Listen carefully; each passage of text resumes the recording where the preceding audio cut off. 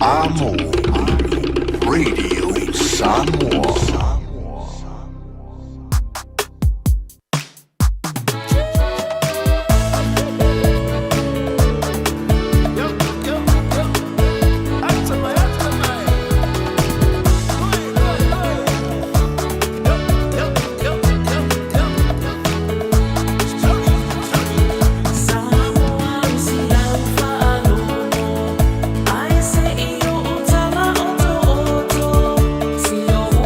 La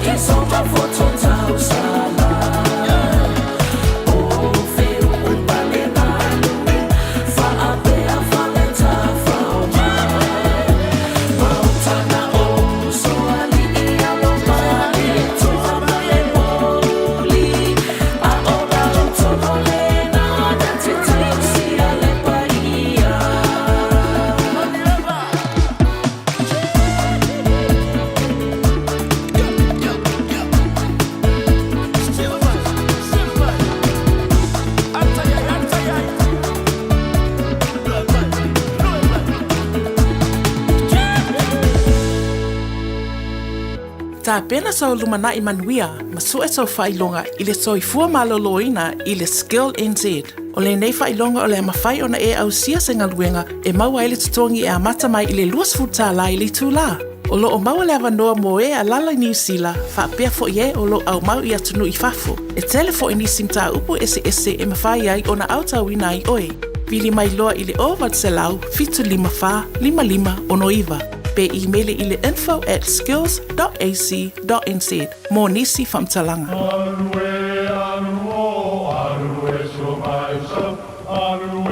O Samoa o le atunu ua mai a o na tofi. O le la au ua mai a o ngā tātulanga. E le to e tau au whangaina. O le vai fo I ua malili ua mai a o na saiki. A o lau polo kalame o le vau filifili. Ua na o se toi wha manatu. Ua na o se toi whangu ia ua nganuu Samoa. Mau upu ta oto, mau upu tu. E ala lea e ala ngā upu ma muanga ngana, ma le vau ngana. A wane I emisia le tātou polo kalame.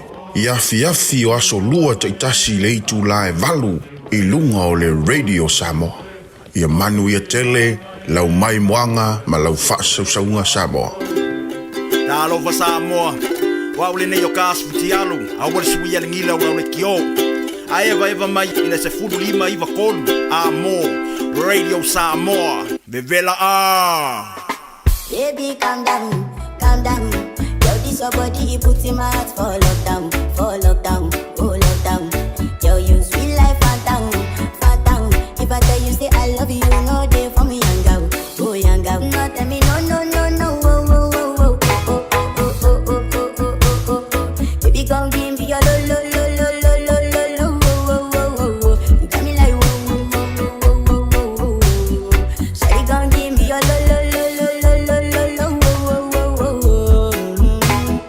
DJ.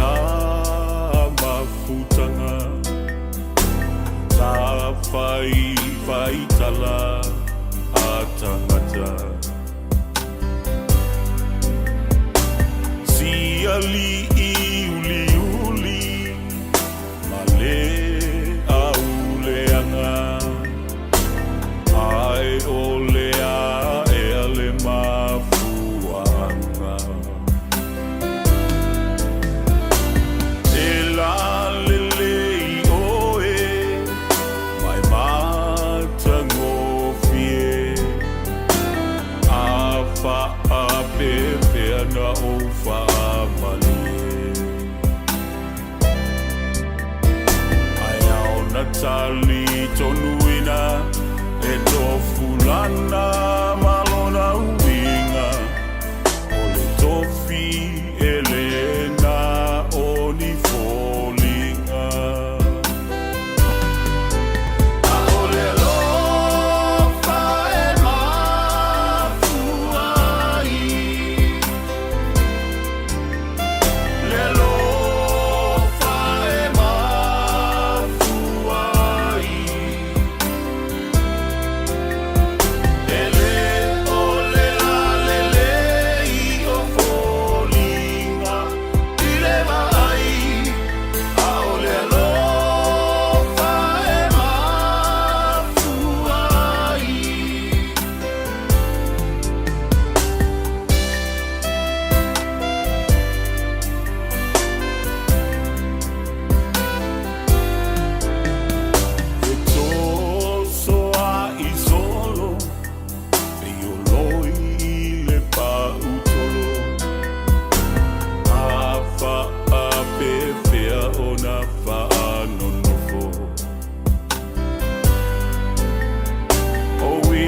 Na ole tangata le tusai ila na sila fanga manatu ile tino wana o se mea e pala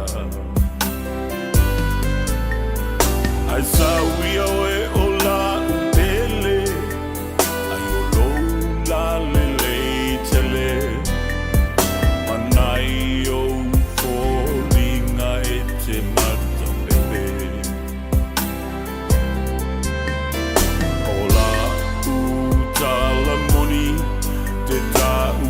Mole fa amaoni ana e usu ya te ua leva lava na o woti.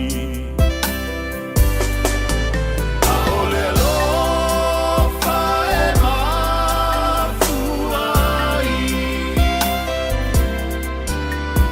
le alofa e mafuai.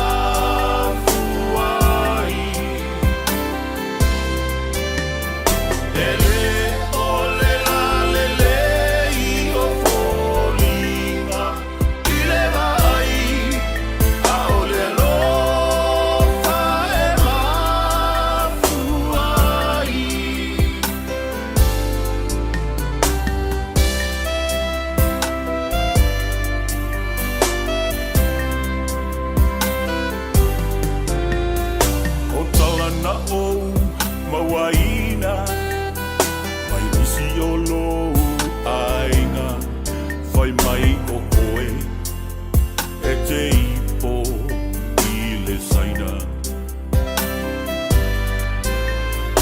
ai o te wha a petai te like lava i ai wasili o siulu o i la uva ai. Le ai so ufale ma pe sole ta vale a olea ua matutua ta me a fale.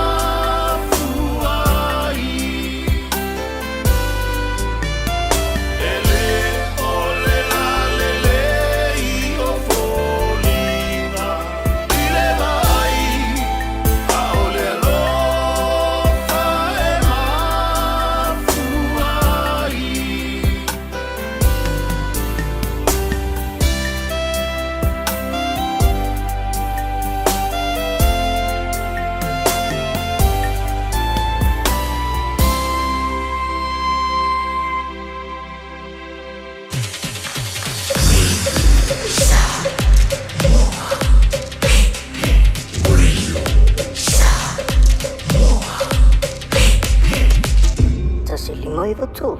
Amo. So, did you hear about Christian and his gig? Hey? Nah, wherever's that's not what I heard. Hey, what happened? Oh, so I heard his gig was like she was drinking in there. She was out at the club with someone else wanna see. So they're on the scene. So these guys think they're all that too. No shame. That's what he gets. Eta umaitia tea utala atangata autile tali tonu awalo walufa eta umapai pale amaleta mafutanga awalo walufa mo wetu maupea mofalalo maefa alongo wa ovalo faika so tell the people about the lies you heard. I try to tell you but you never learn.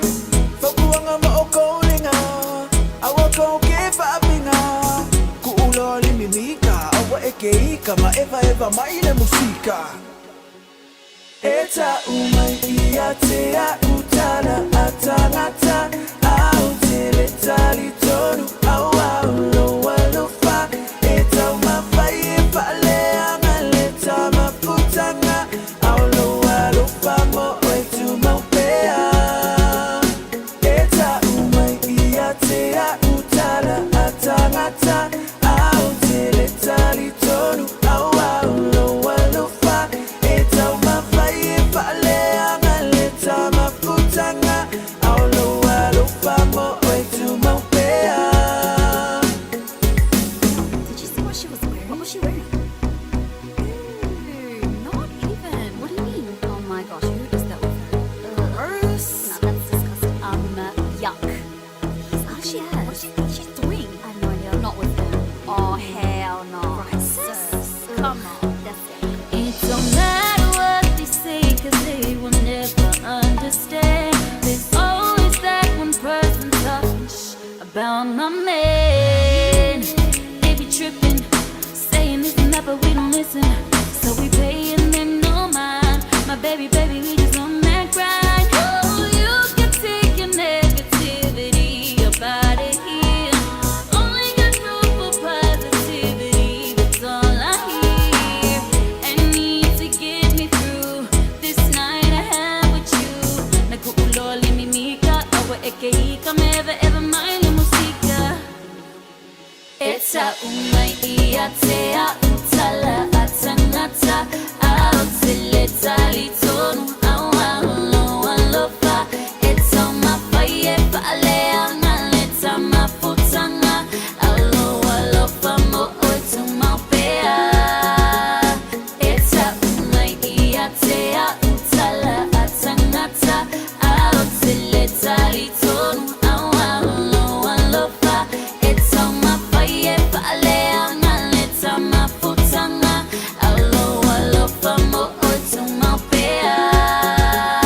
Eta umaiia tea utala atangata autile tali tonu awaulo walufa eta umafaie pale amaleta mafutanga aulo walufa mo wetu maupea.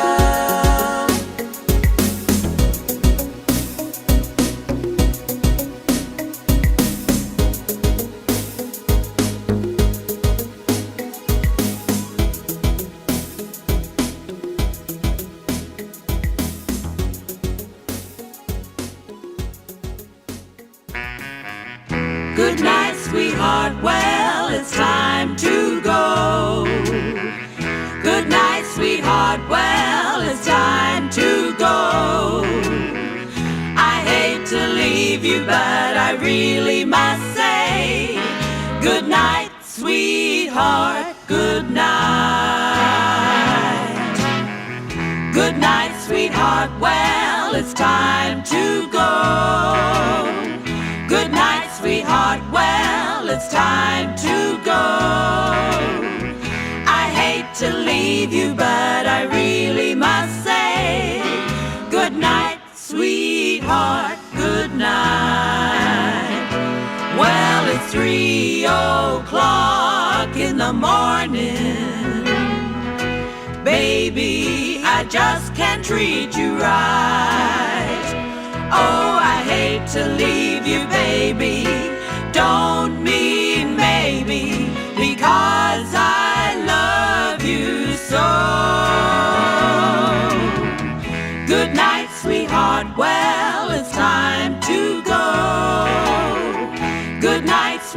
sweetheart, well, it's time to go. I hate to leave you, but I really must say, good night, sweetheart, good night. Now my mother and my father, they might hear if I stay here too long. One kiss and we'll part, then you'd better be going, Although I'd hate to see you go. Good night, sweetheart, well, it's time to go. Good night, sweetheart, well, it's time to go. I hate to leave you, but I really must say, good night, sweetheart, good night.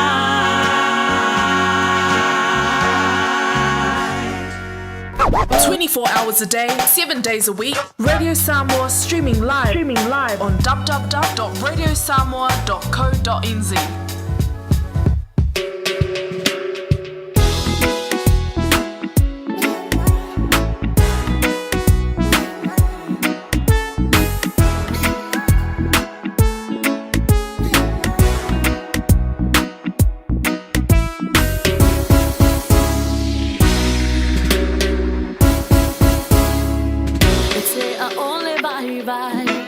Be a over, I will up, Billy, what is a valley.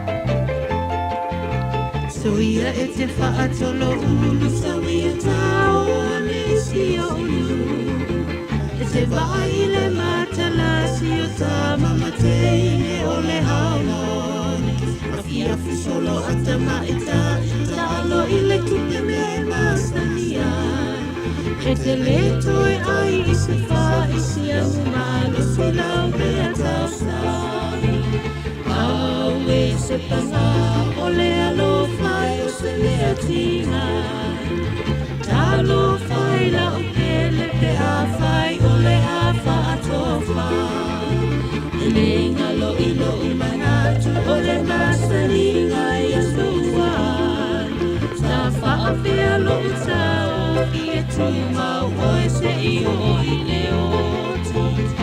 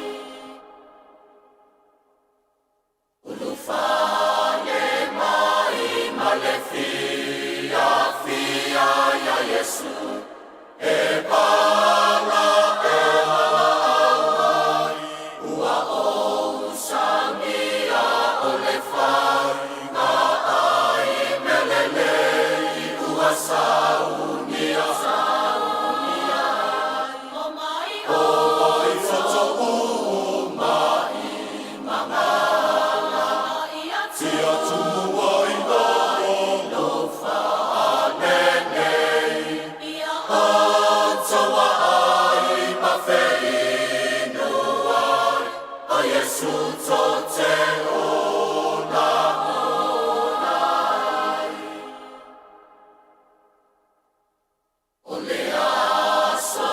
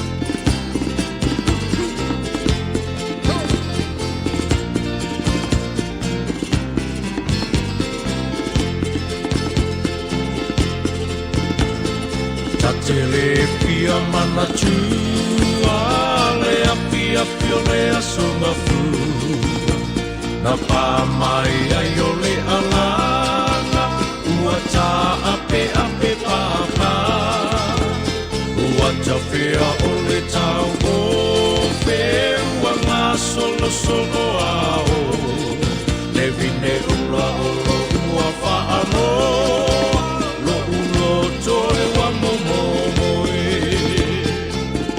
lea whai tūnagi wa tangi mai alae la upuni matangi o lea ua solae wangoto le petu au le au o le vasae wa motu sia lo upale sa o tiwai ia piae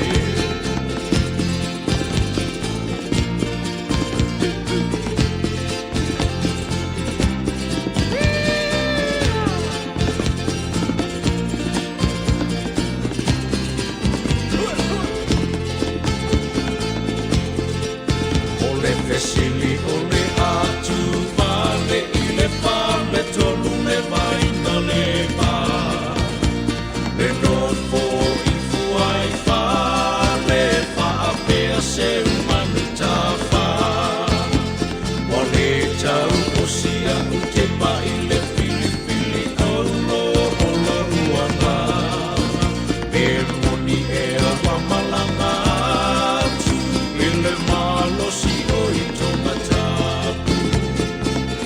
lea whai tūrangi watangi mai ala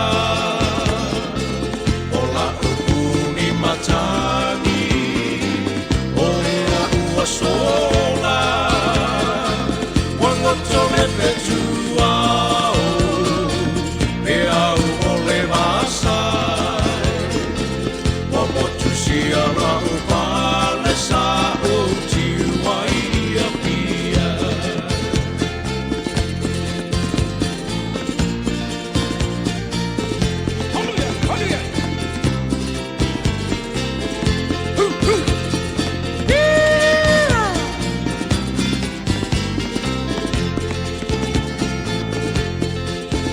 Saula utine Samoa se e tau tino mai pe e te alofa ea pele ai ina ne io utawa rau funga e lo uma fau fau ai le taua ne ai I tai se whaatatau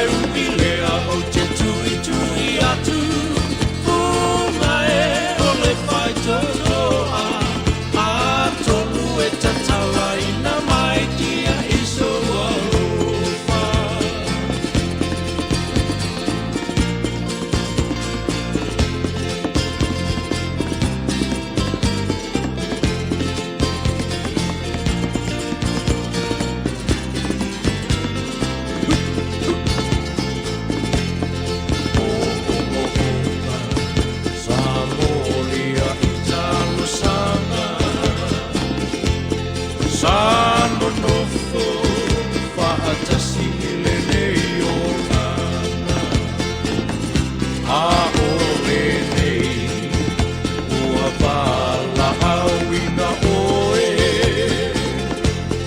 e o palo ta ua leo leo mamoe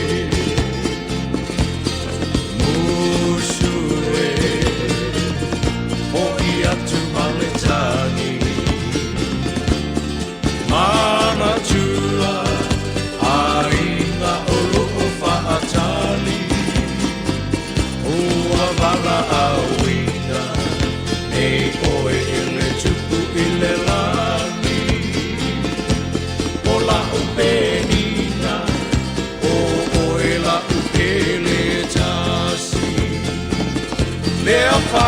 tunangi Watangi mai ala A upuni matangi Olea ua sola Wangotole petua Me au ole vasai Wamotusi alo upale sa o tiwai ia pia Wamotusi alo upale sa o tiwai ia pia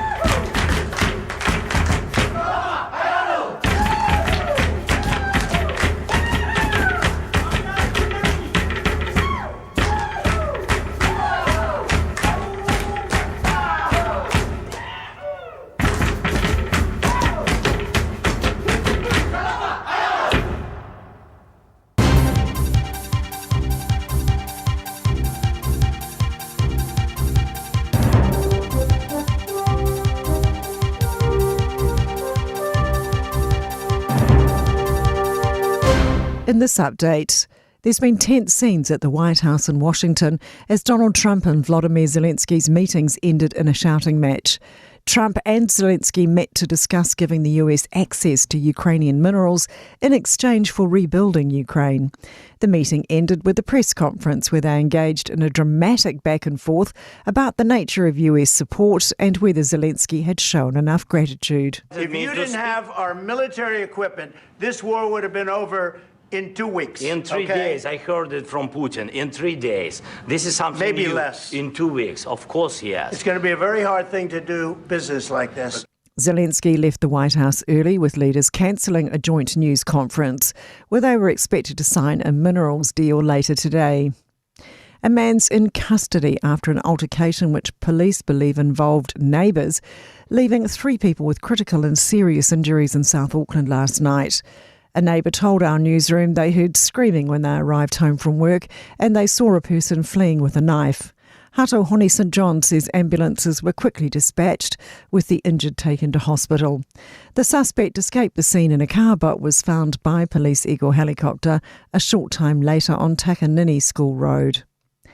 Zendaya has landed a major movie role. Universal has announced she will voice Shrek and Fiona's daughter in Shrek 5. And Zendaya? Oh, damn. Christmas 2026 is the release date. Hopes the greenlit St James Theatre restoration provides closure for central Auckland. The council is committing $15 million to the restoration, with the historic theatre sitting in disrepair after being damaged in a fire in 2007. Heart of the City says theatre owner Steve Bilby should be thanked for his passion in the project, which has many benefits for the city's growth. Chief Executive Viv Beck says this was agreed on years ago and wants to see that honoured. It gives some certainty to what's going to happen in that area, which we all agree that site there is problematic.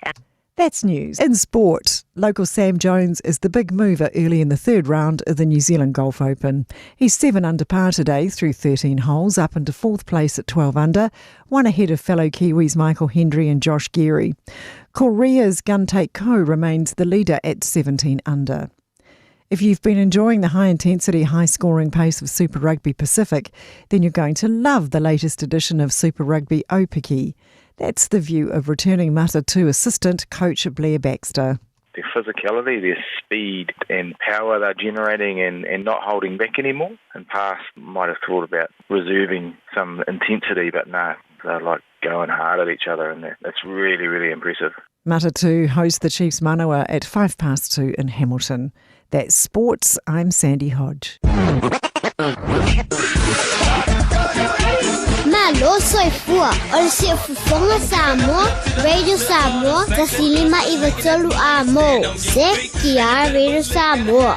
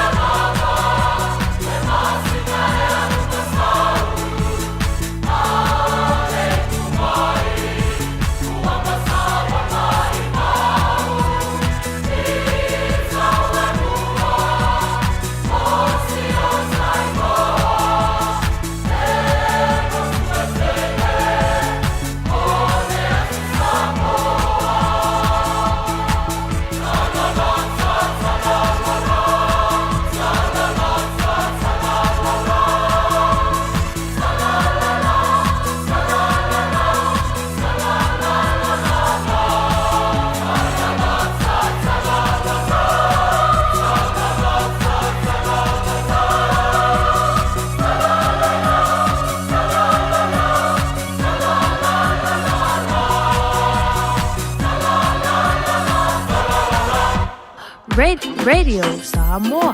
Taslima Ivatolu Amo.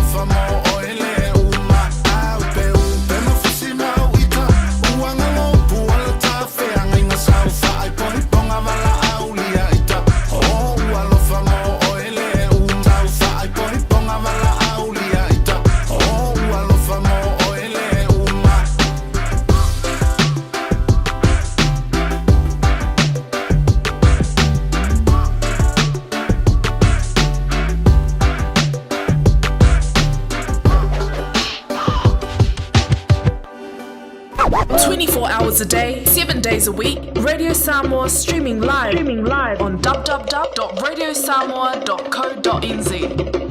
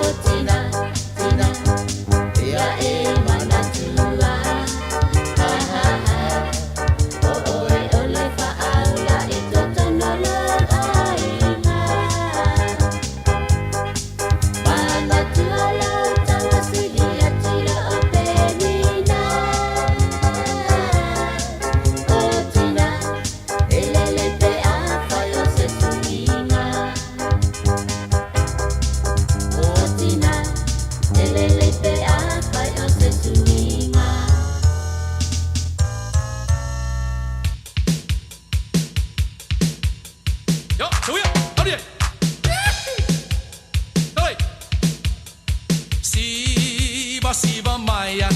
Hey, hey. Let me hear your whisper. Let me hear you sigh. Let me put my arms around you. Let me kiss you now. To my Lolima. Tau tala mai kia boai. I tau ina e loa. Olo alo palena. Tele ia ole sami. Tele po ila au ole vau. Tele manu pelele ila langi. Tele teine apakasi. Ai silia oela upele. Le la le le o Samoa, yeah. Mate mai ala tupua. Me te loa lengoa. But let me hear your whisper. But let me hear your sweet, sweet sigh. So let me put my arms around you. Let me kiss you now. So to my Lolima. Itau tala mai dia boai. Itau ina e loa. Olo alo palena. Tele ia ole sami. Tele po ila au ole vau. Tele manu pelele ila lagi. Tele teine apakasi. Ai sili ai oela upele. Te lalele o Samoa, yeah. Mate mai ala tupua. Me te loa lengoa. Ya, Samoa. Ya, ya, hali. Oh, ya, ya. Ya, ya. Ya, ya. Alia. Alia. Samoa. Ya, ya, hali, hali.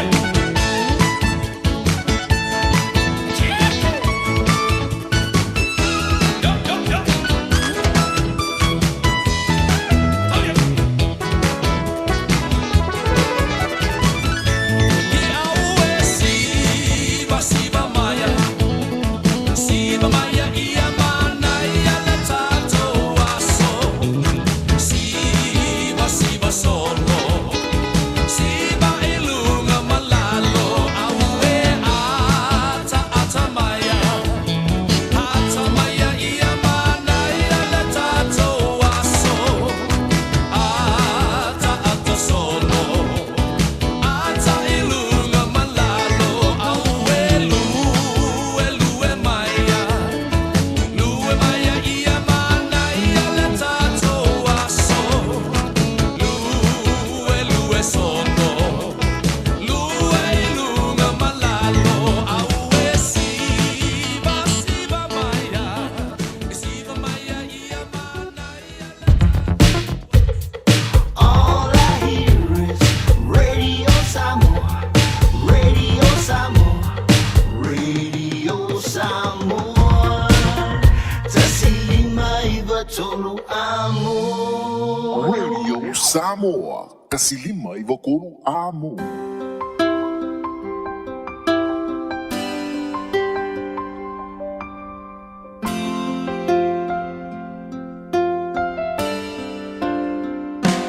Na aku mohe pea unisi tokua oku ke tu mai hoi hoi fua koho imisi ho o fotu mai mata malimangi pea neua ta oku ikai ko whaka amoni he ikai osi ho o ngahi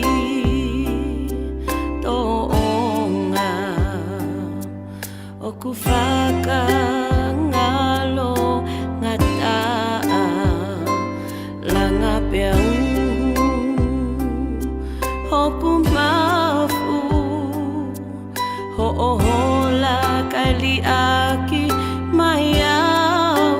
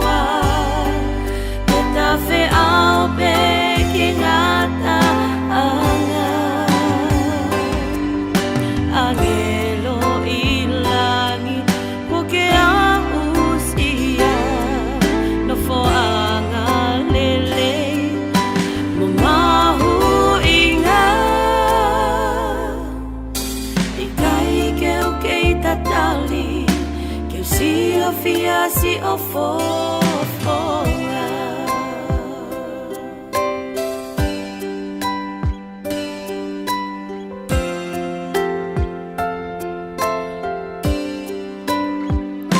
Koe aho whaka o si e ta whekita na ake lea mai aki holon toko toa.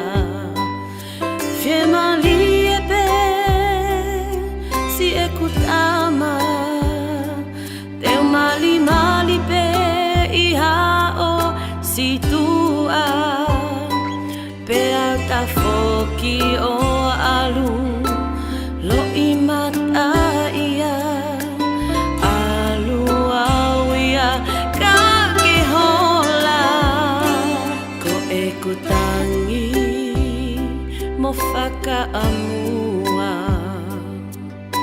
ki hoko ha manu puna ke takaua ai langina ke o si o fia pesi o fofonga pe kapau teo angelo e aho e taha kita moho fofonga alua si ku fetu ungingila ikai te ilo engalo hea fofonga mali mali hoi hoi fua te tafe au pe kingata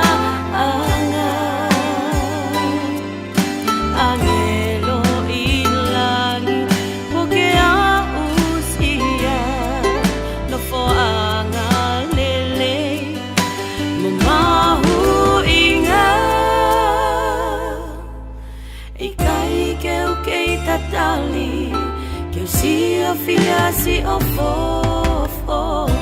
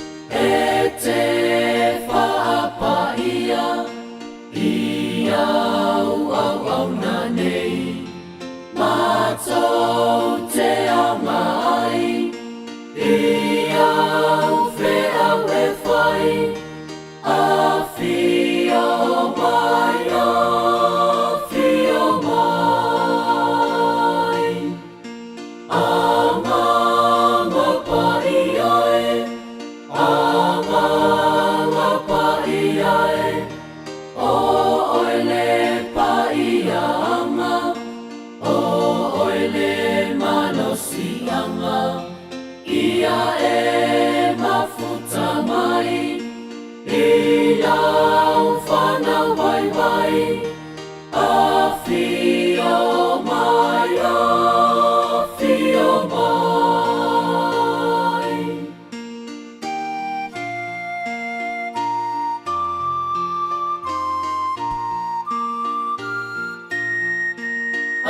Anga pa ia e, ina e a whio mai, e te whatonu mai, mātou te poto ai, i tai mi pongi sa, o oile malama lama, a whio mai, a whio mai. Anga pa ia e, anga pa ia e, o oile pa ia anga, o oile malosi anga, ia e mafuta mai, ilau whanau mai mai, a whio mai, a whio mai.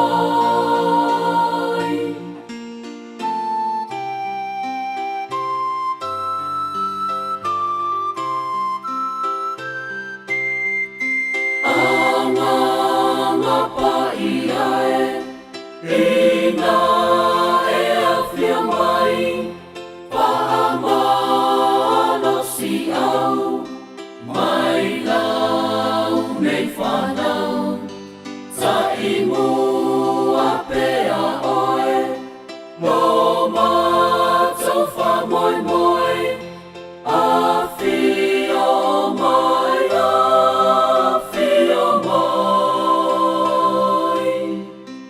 Anga pa ia e, anga pa ia e, o oile pa ia anga, o oile malosi anga, ia e mafuta mai, ilau whanau mai mai, a whio mai, a whio mai. A whio mai, a whio mai.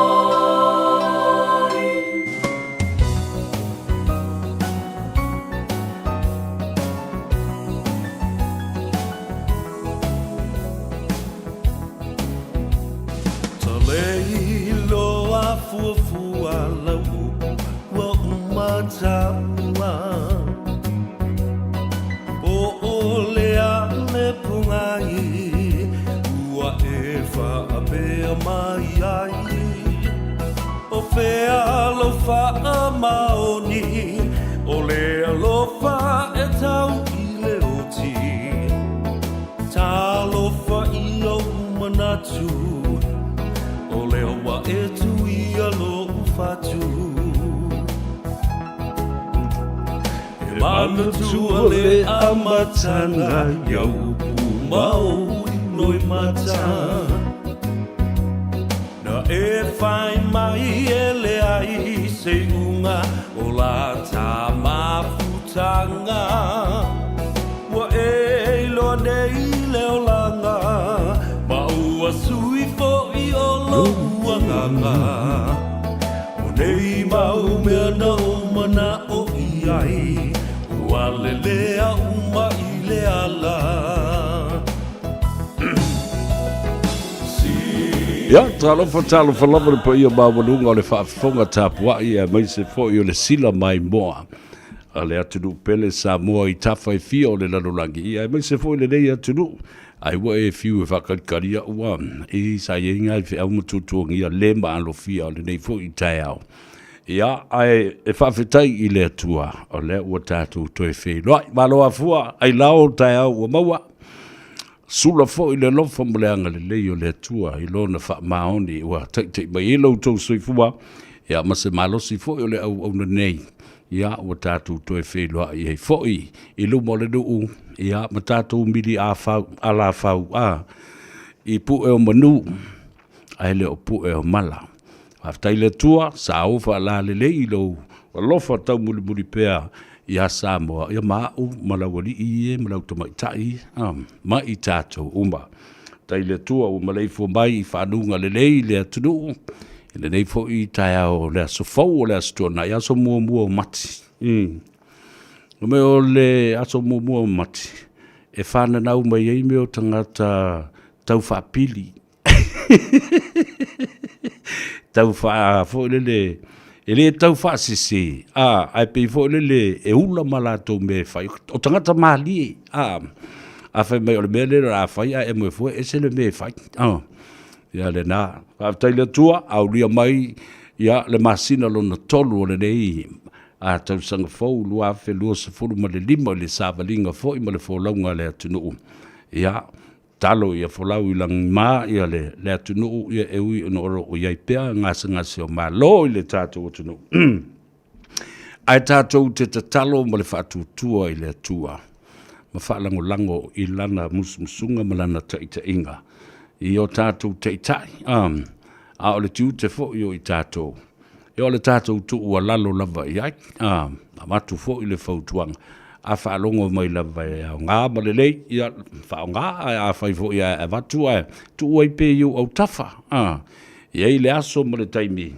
i a o e tango au i ein whapempe e sa o ala sa vea sa o le lei ale i a tau o le mata upu le a mai la le au penga le nā se i whaonga se i whai ele mea lea alo le soifua ma le ngā lurue i lo tātou tunu te atu le nā vai aso mo na futia ina ua ngā ngaifo whaiva o le atunu ia le whau o tātou whairoa i le so i le alofisao tū mua ma pule ma le paia i ainga le Tanoa Ava o ava mua ai le tua ono lo nā lofa ma lo na anga lei tau te seipu, tau mafa se ava, momori ipu o le tai hao.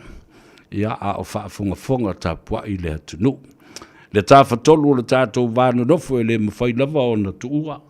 Aisea, ia, le angai, o pa ia e li po iai, Samoa i ona, i lona alo wha o lona mauta, malona whaasino manga, malona tamali anga, pa ia mamalu fa le malo o pa ia foi mamalu sautua fafafa fa le anga nu fa le atunu ia ai matua le tu ile o fainga le tutofia le tua malenga le wenga pa ia le tua ai fata faita langa e fia ia sa o fa la le nei tai o fo o tato feilo ia i foi ia malau lua fasile fai e le mo fai lava ona tu uai le whaatalo whaamalo fo i nai te mam tina matutu o le tātou tunu tua a sina o lo o whaafonga matapua i mai i maota malawa ia whaapena fo i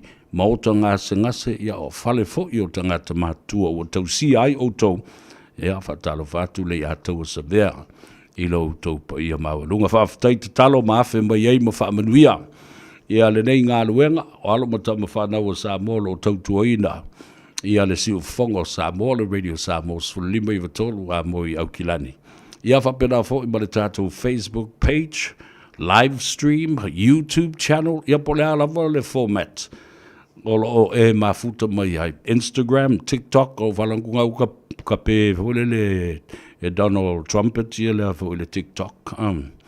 Ia whapena fo i Instagram, Twitter, ia maisi lava. SpaceX, o watu to telefon tangata wanga ilunga le mea na Elon Musk o le SpaceX. Whatalo whapatoa ina i tātou pa anga masani o wō, o uso matua whawhine o a inga pa anga a le si ufongo sa mofa pe foile a tau sa vea. Le ngā ngai fo whaiva mai le asunga fua se io o i le aso whareile. Ia ona tātou whale fo i lea ma laulua fisira whai i le Tanoa Ava. E te maua ai le sa o maua ai ma le ata maua ai ma lau whaali. I ngā rawa mai sa i mai au kalai whai aku.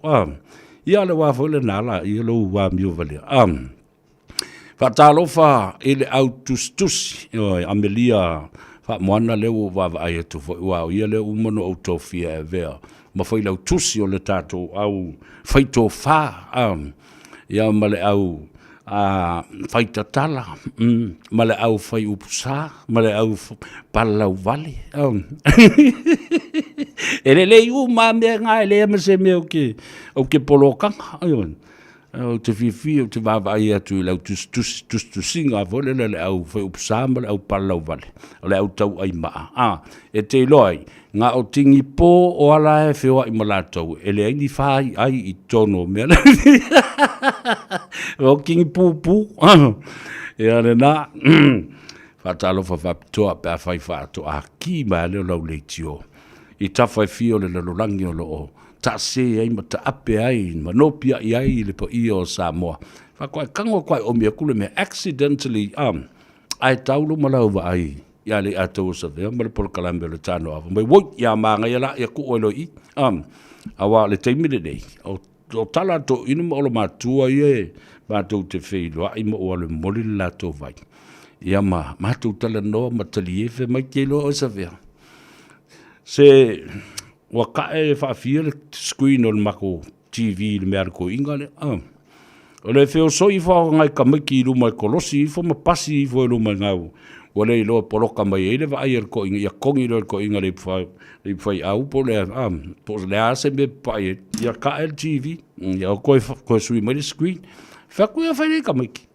o le menga ta ole le mo fai le curfew ale toina o le curfew awal na esa e feo ita mai ti ele to fe wa il toina ma lo tu wa sa fo le falo sio ka pu il falo sio ngare TV al ko inga malo ma ko sa si sine to fa le la ve fo ilu mai na a fa se puti ka mi milo mama fo ko o ngo mai la ia me ki po se toast po le ala se me fa pena ya le na fa talo fa tuai ia te oi fe le tafa New Zealand nei yo e po lunga up north Cape Rianga se tau le peninsula o le South Island ya po au kila ni nei to ato tele o Samoa ele ya si no fanga o New Zealand si no tum ai Samoa o lunga lava i Augilandi o talofa fo i Australia o tatu ainga o mai mamasani o fea lava le stete po New South Wales ia po o Victoria ia po Queensland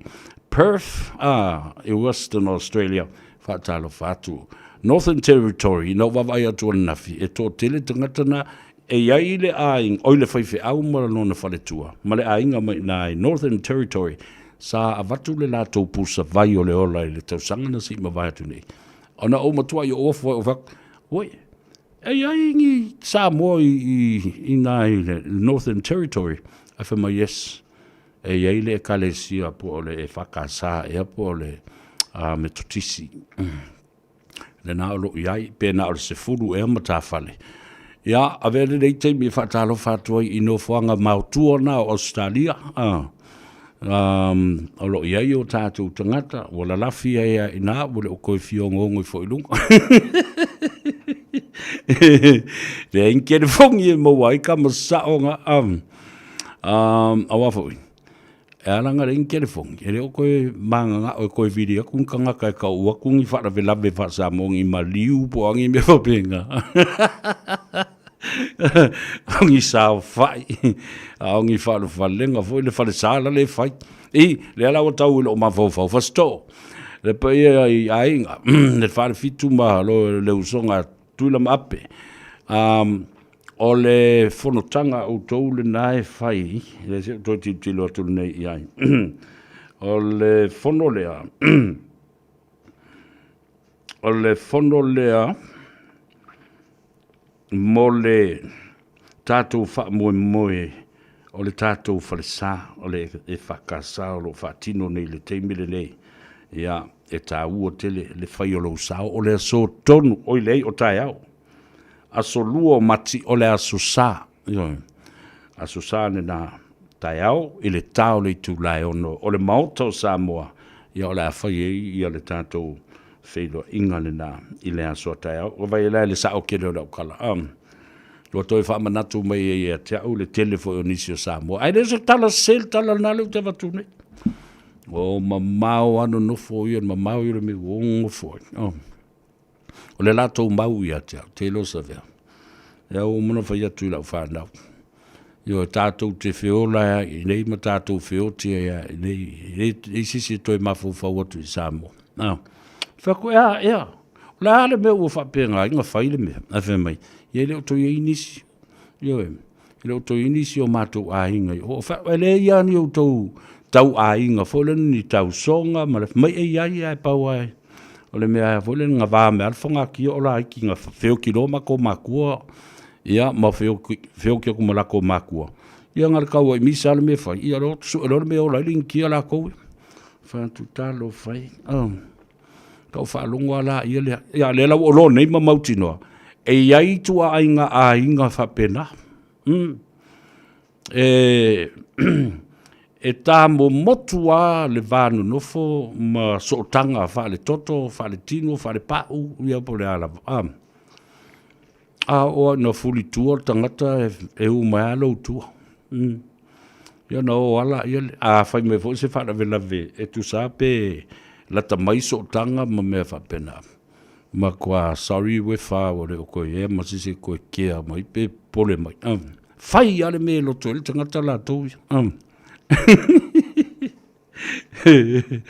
Ia le nā o tātou a inga o mai Australia fa tala fatu a lolo soi fo manuia fa mamoe ia o lo manuia fo i oi leo te vavai atu fa talo fatu i le uso ia lua manuvai sa nele ia va lole soi fo manuia fa aftai le mafuta mai fa aftai fo i lau fa alo i le vai aso o tuana iantu i le tau mafutanga ma le fa alo mai fo ia fa moe o lo manuia oe le uso ia ia manuia fo le nei aso i tuta ma fai valo fili mo lo whenga iai lua manuvae Chanel ala taua ia masio wainga ia ma le anga e te fo i mo le sapati le aso atai oi toi fa mnato tula ia lea fa mole ia o le ia mawalunga o le tātou nuu e fasto uta le tātou fono i le aso atai au o le aso lua lea o le aso sa e mai o to na i ma sauninga me me umfa pena tātou whaleloa i le maota o Samoa i mangele ia wale tātou fono i le tā o le i tū la e ono tātou talanoa i ni vaenga mani awala tātou te ngālulu e whatasi ai sailinga o le tātou seleni mani manuia awa le malu malu o le atua o le whakasa o fausia i to tonu o le tātou nuu i Samoa. O na se e mai leo la u whaatalofa i Hawaii. Le stete mawhanawhana o Hawaii. Ia whapena fo i o tātou a inga o wome masani o loo ngā luru e ai, ma tāwhau ai, ma ewa ai, ma whaia lātou watinai.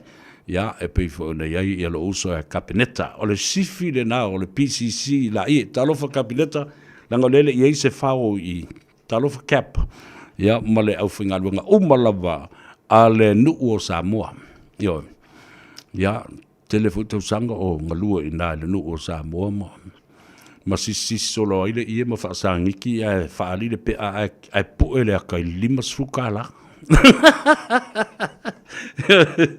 o whiero nano rangi o ka ape solo koe ia karsonga i miki ma mga i kengi papalangi ma le na au se me fi le toe papai ele masafari ele ya Samoa ia mafanga ai le mafau ile taimi a o yai le university le kalesia i sukirisa lo pio sungai Brigham Young University Hawaii campus in La Ie atatula ina vo le kifa fa pe a taulo malau va ai vo le e a moronai le tu mai lunga le ata i lunga vo le malmo sao le kalesia e koe fa e koe kifa i si piko pe vo le pe kau makapongi e lau makapongi i le mamalu o le mamalu ele ma le malu sao le kalesia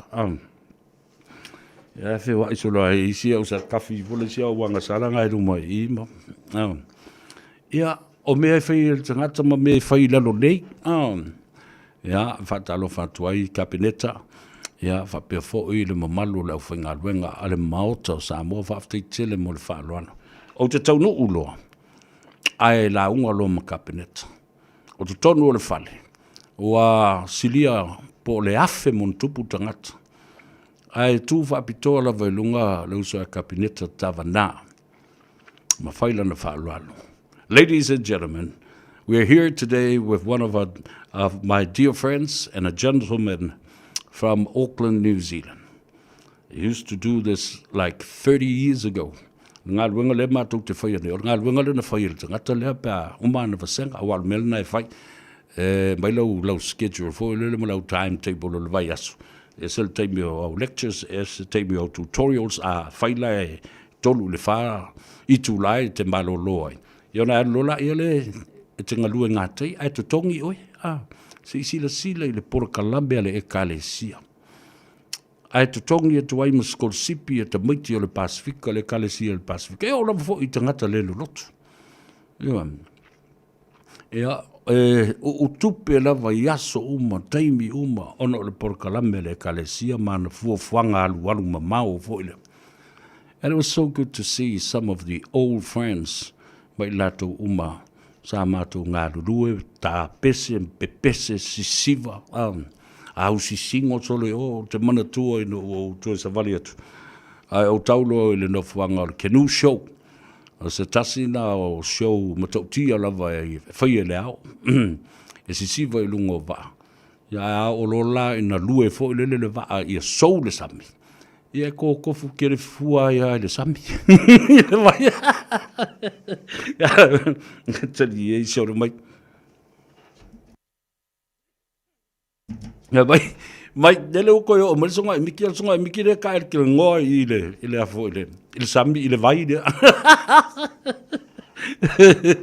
Mio le ula fa malo fa kai pua ai fo i ngā vai kaula ko i Fatu fa mai ale tunu. Ia ai ma fi lo i la masio to fine. Ivona. Afambasanga poina ulu hokam. Ia o la ua retire nei. Ia la vai alu e tata isi taimi ma.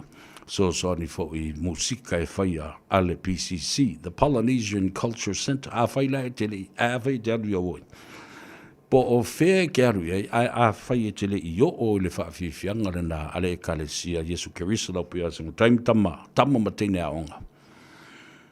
E tele i o la i hau, le na, no whaanga le na i la ie, ta lofa tua i le nu o Samoa, ia na nga i lola ia le o le show le na e tau Chief Cielo's show.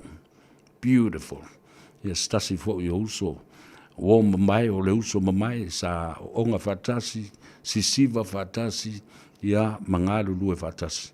Ele ngā tele nu o Samoa, ia wapena fo i le whawhiwhianga tele i le po, the night show, the canoe show, ia ma stasi fo i o Siampini, i le siva neifi a Samoa. Le ai lau,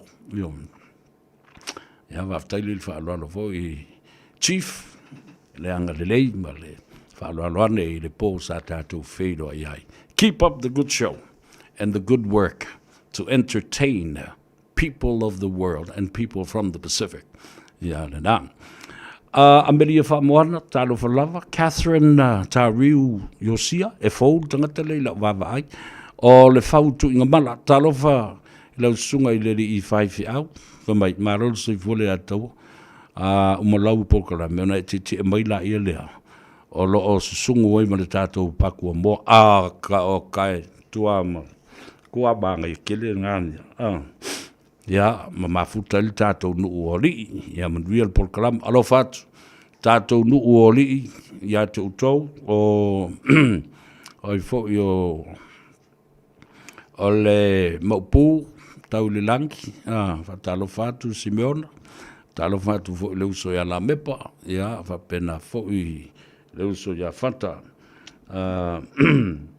oi le si vanga le Sam, talo fa Sam, alo le se fo mria, auto uma la vole tatu nu una, ele me fa una fa ngaloina auto, fa fo ua kifa ko e nga ma fa ia, ya po le te leinga fo ia te vanga, se yuli kun waiu, malol so fu manria, alo ke lo foi ai o kifa ko e nga male sunga ya ale leota, ale a fa funga mai, fa talo fa tu ya te oe, fa moe ua umalo lo kangi vale ona ua tuai ona sau ia siau fale tua ya mboa.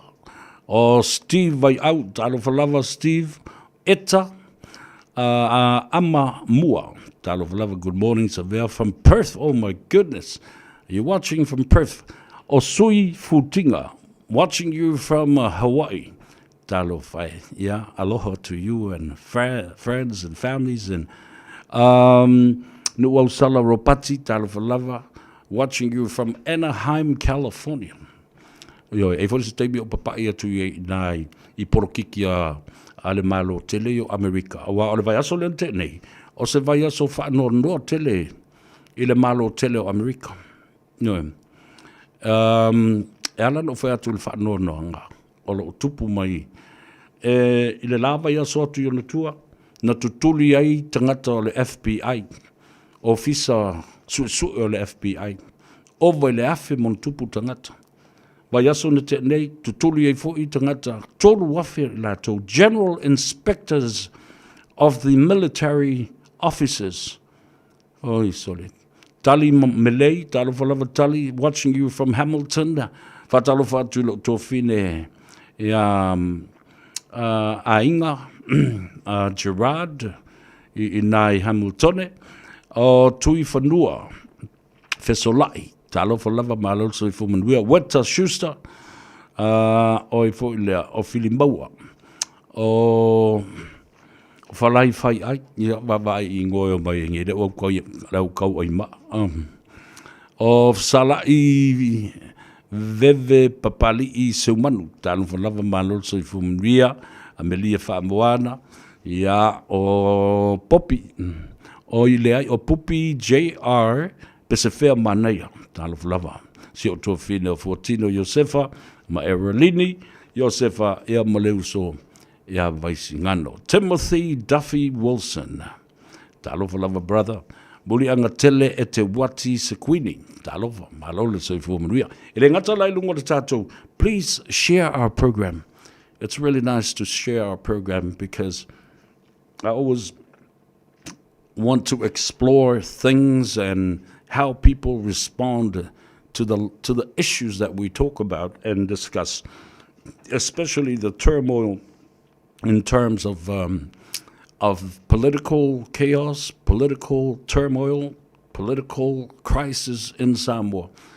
Awa ole mea saoa, I upu fo I masana whai e vaenga le te tono al mautafona mo le parmene, ma te tai o le tunu, mai ia, ono sai, tu o mai pea, le porkiki ai mātou, oi o le aku waku, au le hale me le whai le tunu, le hale me le whai le tunu, o na o le tāpu wai, ma whalongolongo, ma pula atu, ai le yangi me ufoi.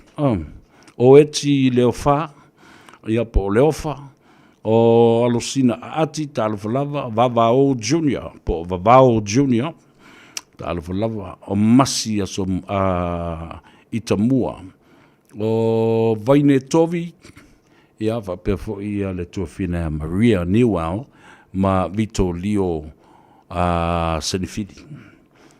Share our program. Well, you might as well not only share, you can comment on our program, love it, like it, and then, of course, you can write a comment. Fatalo fabito ilo fionga fonti, valolo se fumria ilo uso, le tu risi Samoa live broadcast tautia fo le uso leo. Kwa sausa sa ola iria ia fat, tue fa kafa ia fonti so se mea e tula I mai. Le tātou malo, po le tua ngai, po ai lava, e sau sa sao hai. A lea lau whalongolongo mai tuisi. Wai whafonga tuisi lo sa I le vai aso nei, a maise le aso nafi. I lo umatua I wha ali I amionga mawinga le mawhau, o le whaipule leo whale atal tolu. le po ole o foi ka me kile o limong au si mai al fa fong o nei vai nga i o tatu telefoni vai fa mo so Due to appear before the Manukau District Court today on 3 charges of wounding with intent to cause grievous bodily harm. New Plymouth's Mayor will attend today's Te Matatini finals with a consort of ministers. A sold-out bowl of Brooklands is expecting 15,000 people to watch the nation's top kapa haka groups who've qualified over the week. Neil Holdham says he's sharing the day with some important figures. I'm hosting Moko Tapania, the Prince of the North, New Zealand's most popular mayor, and a range of other ministers and MPs. Neil Holdham says he's looking forward to watching world-class performances with his guests. New Zealand police have been involved in a first-of-its-kind global operation targeting AI-generated child sexual abuse material. Led by Danish law enforcement and supported by Europol, 25 arrests were made across 21 countries on February 26. That's news. In sport, local Sam Jones has climbed up to outright second late in his third round at the prestigious New Zealand Golf Open in Central Otago. He was 10 under par for the day at the finish. Jones was 15 under overall, 3 shots behind South Korea's Guntak Ho, who was just on his second hole after a first-up birdie. Mark Brown and Michael Hendry were the next best Kiwis, 7 behind Ko. White Ferns batter Maddie Green is on track to score a century in today's Halliburton-Johnstone Shield cricket final against the Otago Sparks in Dunedin. A short time ago, Green was on 87 batting at first drop as her Auckland Hearts try to put up an imposing total at University Oval. They were 206 for 3 after 42 overs. That's sport. I'm Sandy Hodge.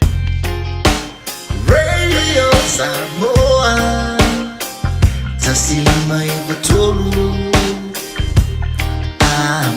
Ia lena ua tolu minutu wa te aile tu la tasi le tu le nei mo oile si o fongo Samoa le radio Samoa fulima i tolu a moyo kilani ma le a tau severe se yuli i le Tanoa Ava toi fo i mai la utala le mata upu le e ti ngā i te le utalinga malo u mafau fau i il mele te ilu au epe tu sa o talangona a se o fa malo mua tua i o tatu wa inga mai tauranga fa pena fo i taranaki o sai seu malo ia fa pena fo i le uso ya fao ngali tipi fao ngali fa talo fa tu i le fionga ia le au pepe wili le au pepe lo uso ia o lo o i lano i kala stete pe ia o i nā le o lo ia ia le o mei taupo talo fulava malo soifua o tupou lile o lion o le winga lau tala e toi fo i eila o whaamtalanga i le e upua i e la lafo i tutonu ale o le mautafono ma le palemene o ni whaatala noanga i lunga o le tio ma live stream social media o le whaapebe o teitai ia ono sai la lafo mai pea tu mai pea le porkiki ia i mato ia ai ono sai o le atu ai ngā tala tu atu pea o tau sile ua mangongi le anga le porkiki o le anga au le anga toi maafia toi ma le manatu e le aise a fianga o tangata e ia tangata le tunu talo fatu Brisbane ia May malo le soifumruia Colleen Torres talo lava malo le soifumruia Tumalu talo fatu Tumalu Esther Samaeli malo le soifumruia o tua taumata le tala le nai e selo ino iai pe a foi tangata ta tia mal porki ai ala me le tunu e fai e o e a foi e ngongo foi nga kai le ka fanga ma fa sa sanga i kai tele yo mbena tupu le nei vai asu le le ngata ile pasia ino tu la fono o le teuteunga o le whawai ia o le pasia o le lafo tu le epa o le whai o le palota ale fonga feta lai ma whaonga ina ia maua le lua vai tolu ia ma le tula i mai o maulolo ta vita amosa e wha atoa le whai numera e pasia ama teuteu wai le whawai o le lua vai tolu o le maota, a wa leva vavai me fai e le tua. Wa leva nga fe eitu le epa li mongi mai la ko uma la vo le HPP. Ia, ele a tosa lua vai tolu, What happened? Tau te lei va ai lo loto. I le popoto toia ina na tusia le whawai o Samoa. Nai o tātou au ngata mā whapenei tātou e ata mamai. O le ale mena whai e to ina o tusia le whawai. Na nai fwai lalo ina o le whawai. Le ai ata tau o le fionga i le fonga o le fono. E whao ngā aila na pālonta, i le aso ma le i tū taimi e tala whea ngai ai, mamana o mia, ia maua se taunu unga, masi i unga o se mata upu. Le mea nao whatunana nai, for there was a clause there, where the speaker can use his right as a speaker and as a member of parliament that has a constituency. And he came to Parliament the same way every other member of Parliament entered the building. It was through the general election.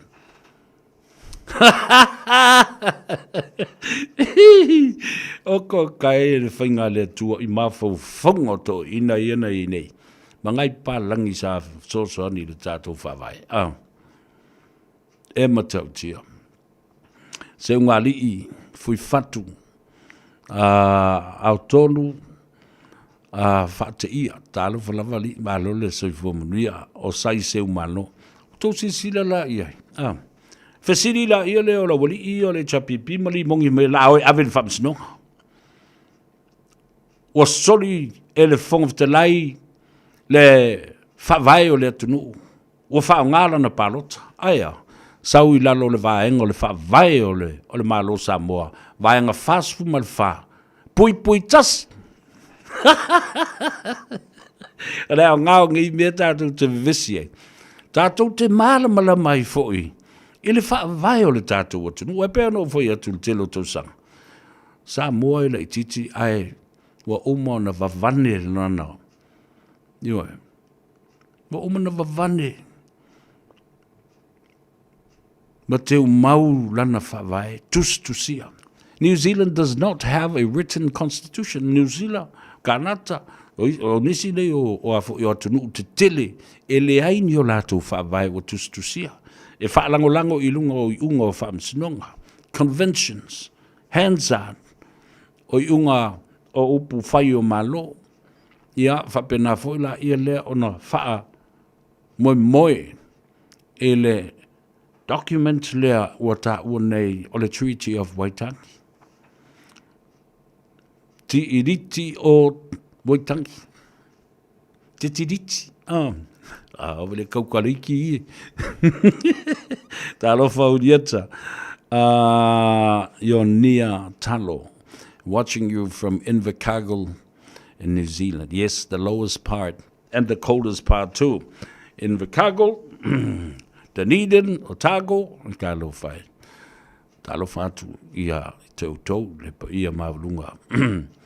O lala mapapa au I vaenga manuu nā mautua. Whatalo whapitoa lawa le nei vai aso ai au tau sile le porkalame le maa talanoanga ma le alifaife au. Reverend po Pastor So'alo, Freddy So'alo. Male ngā aluenga te le o lo ia tau mawhaia ina ia lavea I mai o tātou tangata. Whai ngā aluenga whaavai teimi I le State of Vitoria I Melbourne. Whaafitai So'alo. Tai leanga le lei. O le pastoral care is reaching out to our regional seasonal employees that are uncertain of what to do. Pe a whai e so le ese mangaruenga. Aleo le me monilina. E whai o whaafita auli o lo tula I mai. I le lei o na whai o kon kalate ma whiutanga inga. o le tātou mālo, ma company i o lo o la uma i o tātou tangata. E ngā lue ai. A o leisi fo i whawhitauri, o le whawhitauri, patino lava i o tātou tangata. Ona ua motu lo ma le taula mai Samoa. Uma le kangi pelo lenga whai o le malewa lele, ma le pō le wha mawaenga. Walui o, ke la kulosu se loko ke harui. O su se wharisa, a wal tala ngā, kala ngā risko inga ngā whai runga kari. Siaki, ai tau nuu New Zealand. Su se wharisa ke haru ke loko ai. So se wharisa lava, alu e kapua i ngā. Ia le ngā, saulo siaki.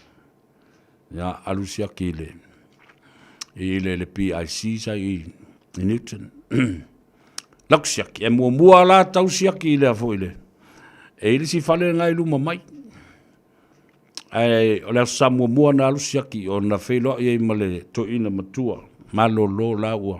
Whai langi le fo launga, o le uoma mai a sa vea. Ia le to ina o sio. Ia. Saulo, tua mai lo to siaki. Ai whatoa wa ai lo siaki whatoa tau sao na le wa ai siaki i le whale lai mua mai luma. E mua e tau le whale le nā. Ai e tele i tau i le ala lau papa. Ma le mea iei ia le whale sao le PIC. Te lu tu siaki. Vai tu ve mai. O le ngole o le upu o le atu si e lunga. O ata o teine ma. O le pink pussy cat.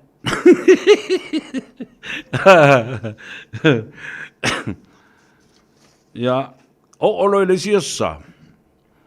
Sausiaki. Wa le alu i o le lotu. Ai sawa mawhina. Whamai loa i al tala le watesio. Fere li tala vaule sa masani na sau le lotu. Wa ese le fale le wafe mo e siaki. Wa le alu sa o le falsae la tu siaki a fe i le mele. Kere i le fwe kai kapo a me fe i ngā fale la kou ia penga kawai ia yo kau. O le ngonga sa ia yaso ia. Ni haver kari e me li se wari i ai masangi fo ngā koe le loku. Ia si o ai o kua fe i ngā. Alu a whamaisio. O vai aku ua peia ua le ko kele le kako au loko lunga ia sa. Ia, tau lolo ina mnofo ma ai atu le whaitoa fole le po ai ulu mai i le mele. Whaitoa le o le whale le na utau atu le tau le pink pussy cat. E kari e mai si ko inga e whinga o inga i aso i wa atu le whaafonga bertu. Tala maali o tātou tangata pe au ese mai o le winga nau lau tala. Pe au ese mai le tafu e ma le taula. O tātou o langa ma le soifuanga i Samoa i tutono a inga ma le whawai ma lau whaasino manga. Ulei sisi toi pipi i mai i atu o e wa e sa loto. O pule oi lau me whai. Mea lana nā le tupu nei le au whainga wenga i o mai whafu. Ne o mai Samoa. Tau nuu mai loa. Ua le o toi whaalonga o fo sisi i se upu o sisi tangata. Ai mana tua. Olo iai tu la whanu o mana whaata o toi ma au lape ina. E iai au tau supervisor. E iai mātua. E wheso soadi i a te utau, ma whaatonu tonu i a te utau. E iai mea umalava o umana tu whaatasia. Molo saunga le mo. Malau ngarwe. Ia le mea lana le o tupunei. O le o toe te iara ia le o sosola e se mangarwe. Ua ono nofo i a inga o latou, ia po ni whau o fo. Ia le whemba ia tala, fo le tala o li i noa. O se fumru ia le ataua. Se uli, ma le Tanoa Ava. Ma lo lava le tau atai. Ma lo fo le whatotoa, ia lava le li le se fo tutua. Au una fo i mo Samoa. Ai, se utitilo, te maari le tala le whemai. Alofa tele atu o tala o ali I whaalava au noa mai le tātou ainga sa le pātū ati valu I Vaiala, Mangiangi, ma le Gold Coast I Australia, talo whae. Ma lo lava whaftai ali tala o ali ia ma si o tau ainga vai o tau nā lena na iai ia le Cyclone Freddy lena na tuo ia e os fa ia o tau ali tala o ali. A whaila ua te a maari atu ma ua le a fia ai ia le Gold Coast I Queensland o le whaafetai le nā I le atua. Ia. Whaafetai le nā I le atua ua lewa na wha malu ma ta milo whaapea le ia le whaai lunga Queensland whaapea fo ia le Gold Coast. Ia le lau le otoe moa mea se tala I le fo I le nei tai au ma le nei aso lona winga. Ia ua lofongia le atua o tau ma ua tafi e sea. Ua kawhea le lafo a Cyclone Freddy. Pe o kawhea le lafo a kule epa ma le chapipi lenga whakuri ngei vai aso o kaire ma lio nei mea o tau sisila iai le mea na whaia le atua. Whaali mai I le whonftalai. Ta wala mai le loia sili. The highest legal advisor and advocate to the government, to the Speaker of the House. Alu tilo le whawaile nale I lona vaenga whaas fuma le tas, a whaas fuma le whaa pui tasi. O lo tui nā tuaile a ia te tau I lau o fionga, wha ngā ai lau palota, pe a whai ua lua ngia, po ua tutusa foi, pe ua mana o mia, le lua vai tolu o le mauta. E o mana musuia e le nganga pa ia le fionga I le whongftalai. Ai toi lele mai le nganga pa ia musuia ma maulolo ta vita a mosa tuilonga. Stand up and make yourself known that you are rendering your assistance and your vote to the government of the day. O tau se sila iai, the Lord's Holy Spirit works in mysterious ways. Musunga le nā lea nganga. Ai oso ai le palau vale alisi I ngā lea, fia poko lea. Kaukalai kiki wha mawalunga wha sausidi ele, koe mamao ai whase sisi. Oso ai le wha sausidi, ma palau vale I tono le mauta. Ile umalo wita I nei mea whape nei. Mtua I oso ele whaali I koe ngaka whape ngei ma mionga whape nei. Upu e la lafo whape nei. Tono le mauta. Ai ele pua maile tulau alfa fonga le tunu. Tana wha manga I le ngutu I tono le mauta ma daulau vale.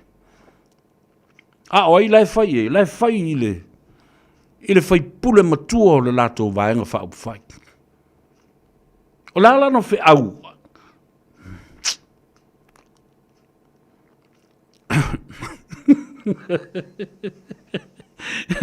E tau fia I lea ia te tau.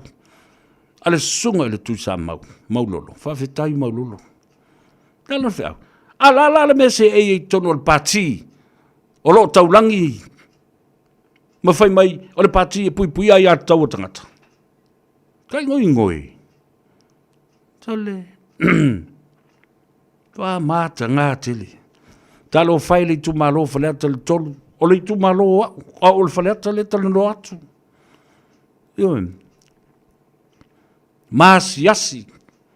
I mea wha tamaiti. Tamaiti li ki pia vātu wha whonga le tunu. Ua, upu nei whai toi ngā tangata wha penei. E fia e lafo upu I tangata. Ma lau le mātiva elo o tangata, ma le vā lea o tangata. Ai mumusu e whaalongo mai. I upu a tangata e lafo atu iai.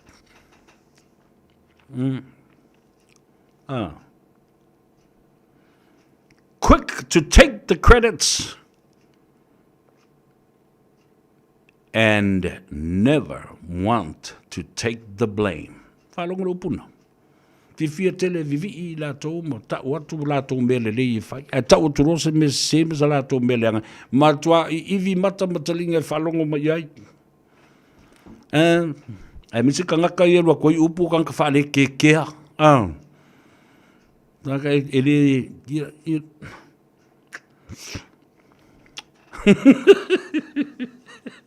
E vai me kaukari e oso ki ngā ele whewhe e rukanga.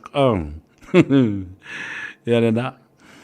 Tā te alofa atu iai ma lea lava e watu ai le whautuanga I le whionga le kon. I le tātou whonga whatalai. Whaise tū la whono. Nei te ula vea mai I le tamba lea I se mea. A leo te pese atu ai lava. Whaise tū la whono.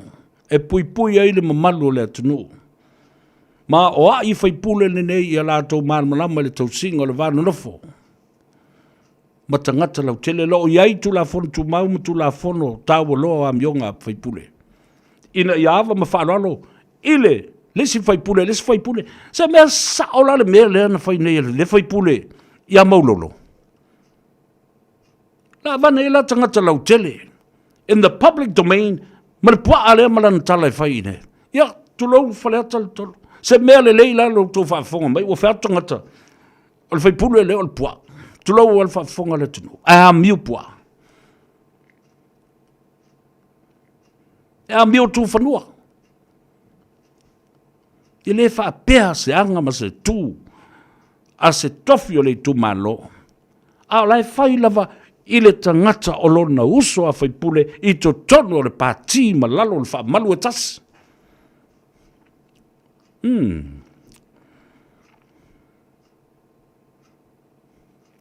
Talo whai se. Talo whai. Le fo I lau o to e watu le tala le nā. Ma le tu o lalo I lau o fionga le fong fitalai lau o fionga le pāremia. Lau sunga la uli le mali atoa wa e fiu e whai atu I nisi ai mana ia. Danga e toa la uli. A whai o le mea te tau na whai, o le mea te tau na whai, pui le atunu, pui le pāremene ma le mamalu le pāremene. Protect the integrity of Parliament and, of course, members of the public in the public domain. Why?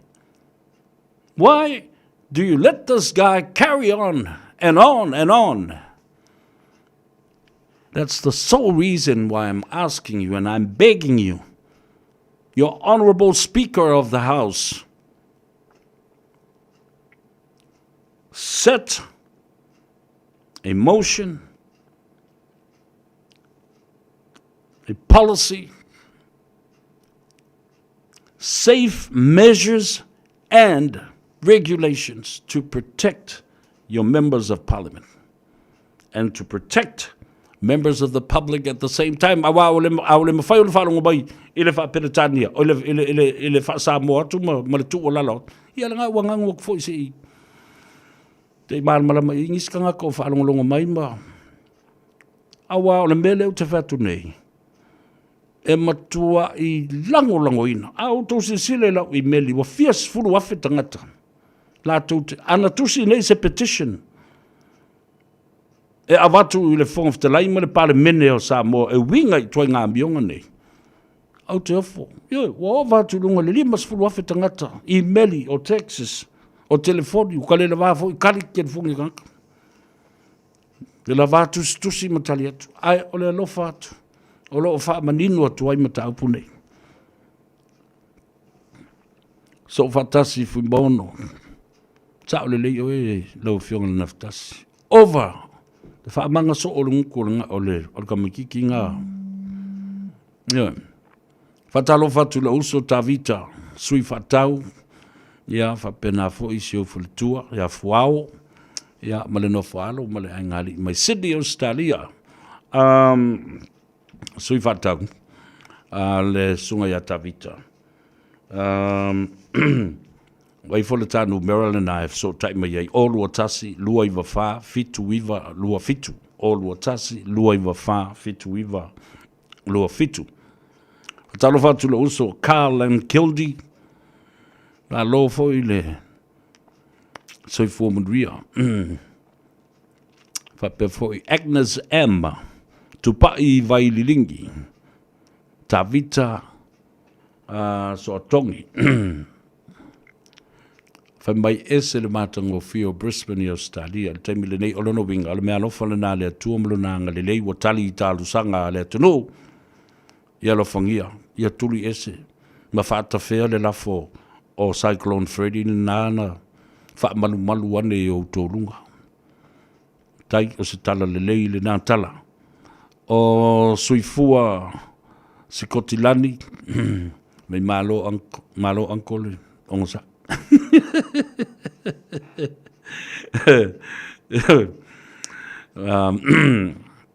O tala maali. Le tama o tala sa o le ta.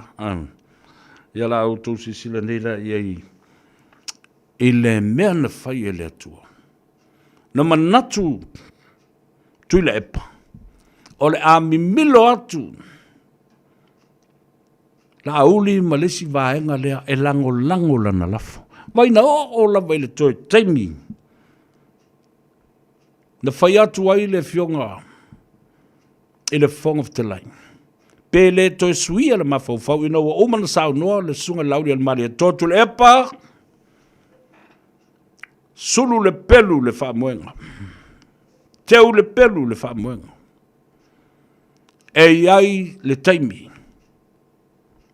E wha tino ai le lafo le nā. Danga o le foi mātou te nanofo. O mātou mafau e te tau foi o na wha tino le mātou lafo. Ai ui o lea, leanga o le so. E ese e o ngā sami o lo oho. Wha tūtū iei le tau mua o le sā o le wha tūtū e le atua Samoa. E ese mai le fionga le tamai tai paramia. Ma leisi vaenga la o iai. O lea le tala. Ale sunga le lauri al mali toa. E iai fola folanga na whai le whatutua i le atua Samoa o tasi le atu nuu atoa ma le larulangi. Lea la mare pelepe e le i whaia. Ai olo o iai le avanoa ma le lau o tu mai e le atua e ui na ua vale fo ngā waa ai o le fast lava o le fast members lava nā. Vai le mea lofa le atua na o mai e le taimi e wha o ngā hai. Aua ne i wha ta apea le palemene. I winga o le tō ina lea. Ma le lafo ma le mana onga o le tō ina lea, o lona tō ina nau le nā o le pawa. O lona tō ina nau le nā tutusa lei matano trumpets o le pawa. O le marusi anga o le pawa. Nga fwoi la le marusi anga le pawa, o le la ei. O le la ei, o le ofu, o le ie. Ele ma sani le fewa i tele fufua ma tele no noa ele se pawa ele se la ei o iai. Tu lau Samoa, upu na in comparison i leo ni upu leang. A o upu wha tusa o le ngangana. E fotu ai upu ma manatu, ma le ngangana.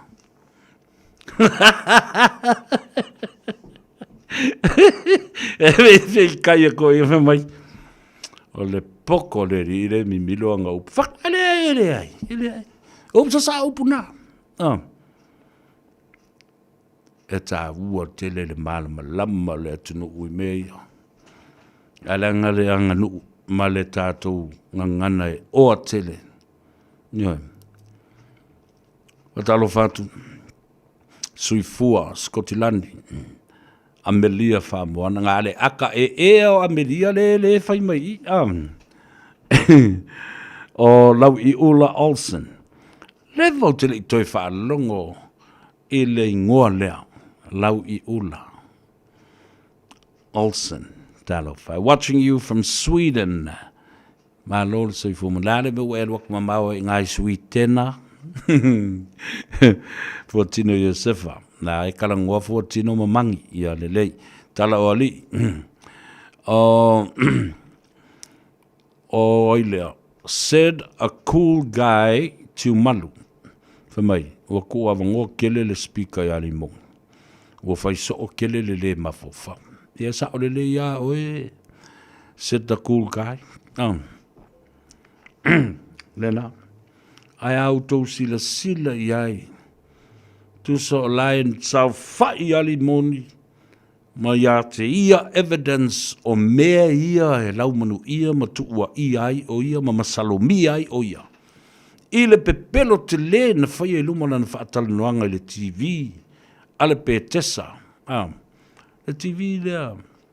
Le media lea le HRPP. Whai mai tonu. Mai ona saule o tangata. Au te le masani. Au te le iloa. E latu ilo whale. Tama leo samwat. Whamatala mai tau le mea tupu. Il whala vilave leo. Mele usta mo tu au. O fatu. Ale whafumalo whale. Ale tau I leo leo. Crap.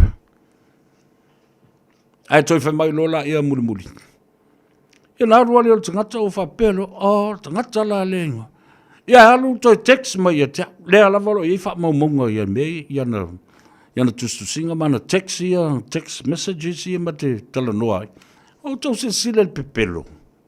Ma ta u tia le mafia e ile upu fo le whai I meo panguta.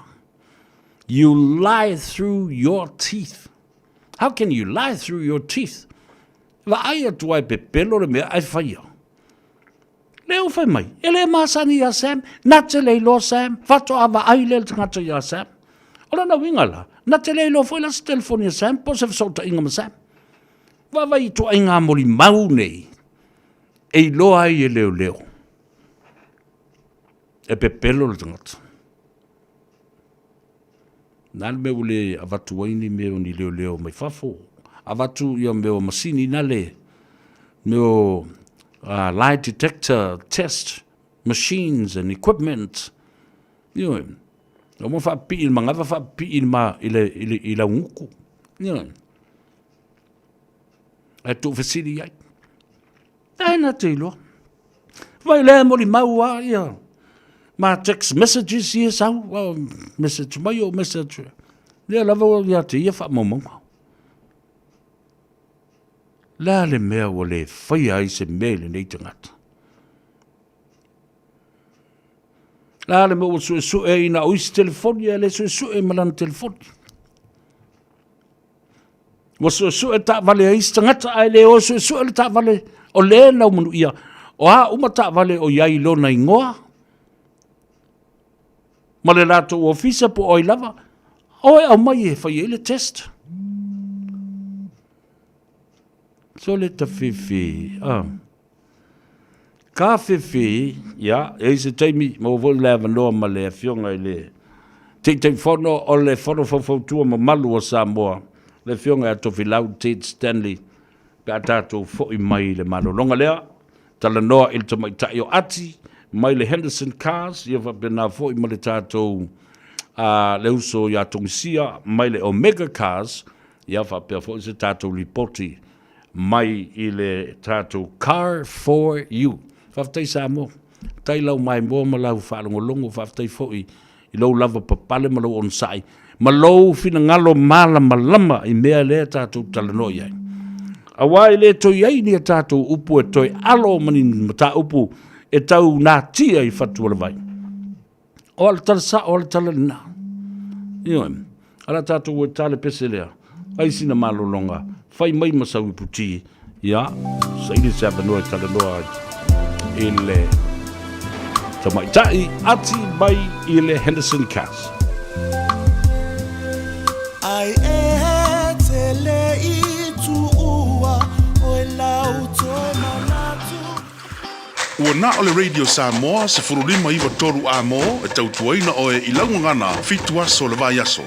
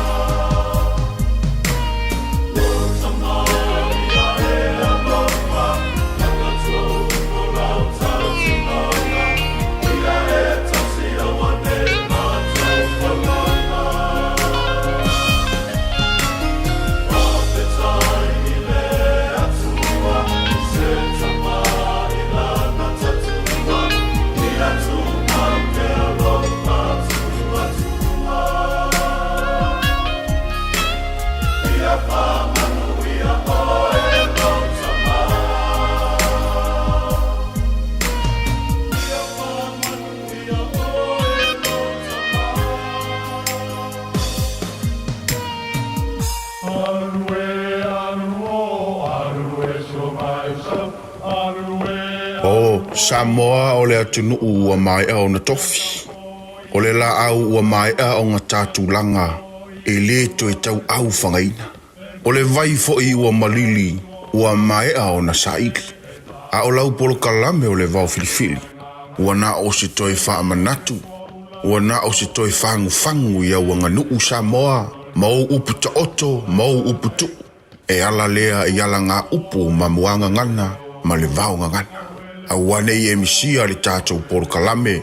I afi o aso lua ta itasi le itu la e valu i lunga o le Radio Samoa. Ia manu ia tele, lau mai moanga ma lau whaasausaunga Samoa. Talofa Samoa, wa ule nei o kāsputi alu, a wale sui ale ngila ura ule ki o. A eva mai ina se fudu lima iwa kolu, a mo, Radio Samoa, vevela a.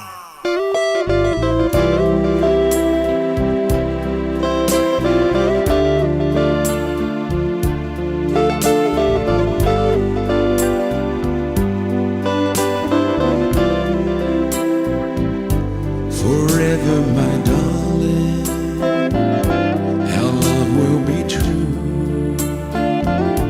Always and forever,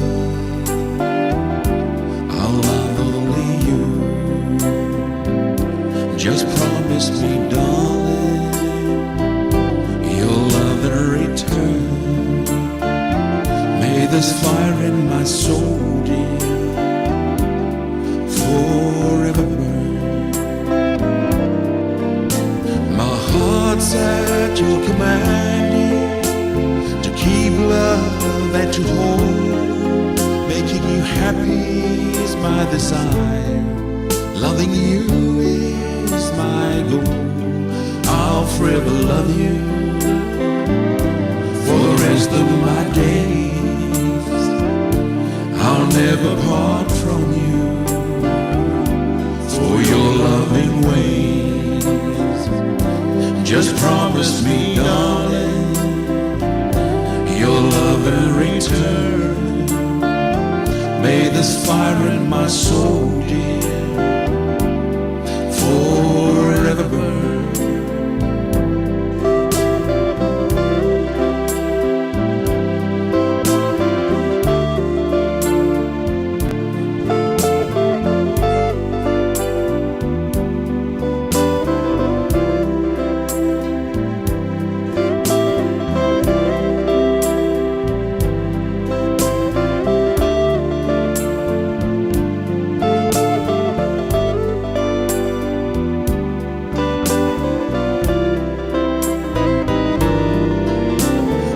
Heart's at your command, dear, to keep love and to hold. Making you happy is my desire. Loving you is my goal. I'll forever love you for the rest of my days. I'll never part from you and your loving ways. Just promise me, darling, you'll love and return. May this fire in my soul, dear, forever burn.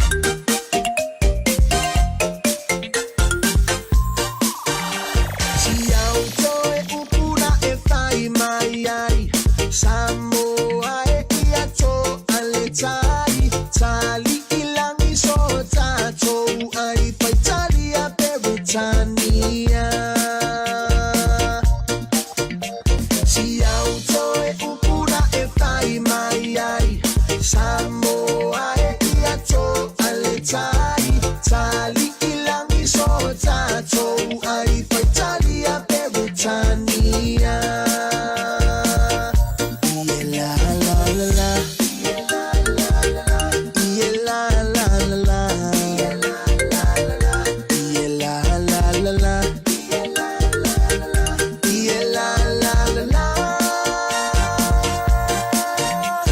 Ole pele ni esa uieta o se ita utua ile malo.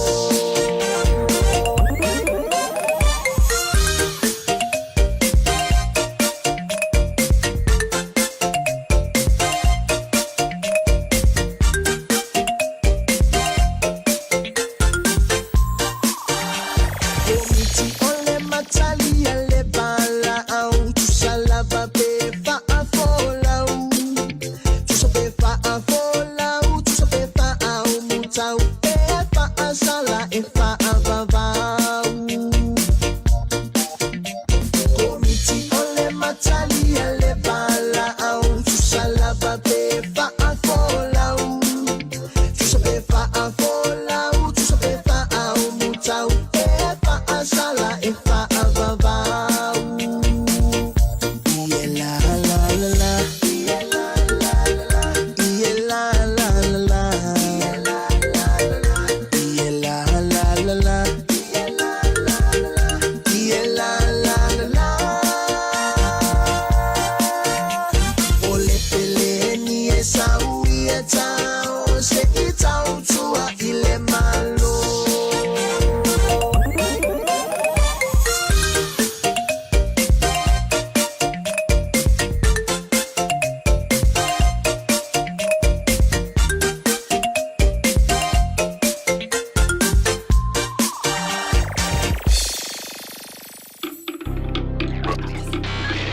Tasilima iwa tolu amo. Radio Samoa. Alo, e whafonga pē le tautua mo oil si ufonga o Samoa, le Radio Samoa, sifuru lima iwa tolu amo i au kilani. Ia, male i ataua sa vea fo ile nei au auli o lea su tō nai. Ia, male wha moi moi o loo manuia oi. Ia, me se fo i o tiu te mawhaiva.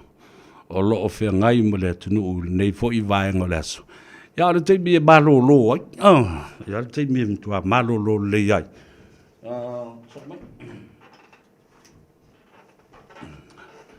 Ai, o lea ua malo tia whanua. Ua taunu umai ia le sāfo lau. O le fionga le te whono, o le whono fau tua mamalu o Samoa. E au kilari nei, lo ngā lulue so tau au fo i ma le official consula. Ia, ai mai se fo i o le maftanga. O le Pacific Leaders Forum. Ia, pa o le vaenga le nā teitai o atu motu o le Pasifika. Whatasi e fo i ma le maftanga so whatasi e whaife au Samoa i au ki le nei. Leo ua whatasi mai ia le fionga ia tofi lau Ted Stanley. Ia, ma le tau whailo fo i le nei te mali i au se ai fo i le tofi. O le avea o ia ma te whono. O le whono fau tua mamalu o Samoa. Ia, manatu o le whatalo whatu ma le anganga whaaloalo. Ia, ma le manatu fo i o lo o manuia lau a fionga. E le nei vaenga le aso e whaisi mamau aku o i kua. Ai, e le a whaina, o le mesidi ale nā, o e mau atu lau a fionga. Tā rofa lava mālo le soi fo manuia. Ataua, sa vea, e le nei fo i tu la le auli, i le stona i ni sila nei le aso mua o mati. Whatalo whatuai le tātou o tunu. E le usonga atu mua mapule i tu au mala taua, inga le tai ma le waa o fonti, i le whangaloina fo i tātou uso i sae. Ia sua ma le vai whanua, fo mai tu langi sa ole ma le launi le sae lua. I le toto o le tui manua, whapele la au na mutasi.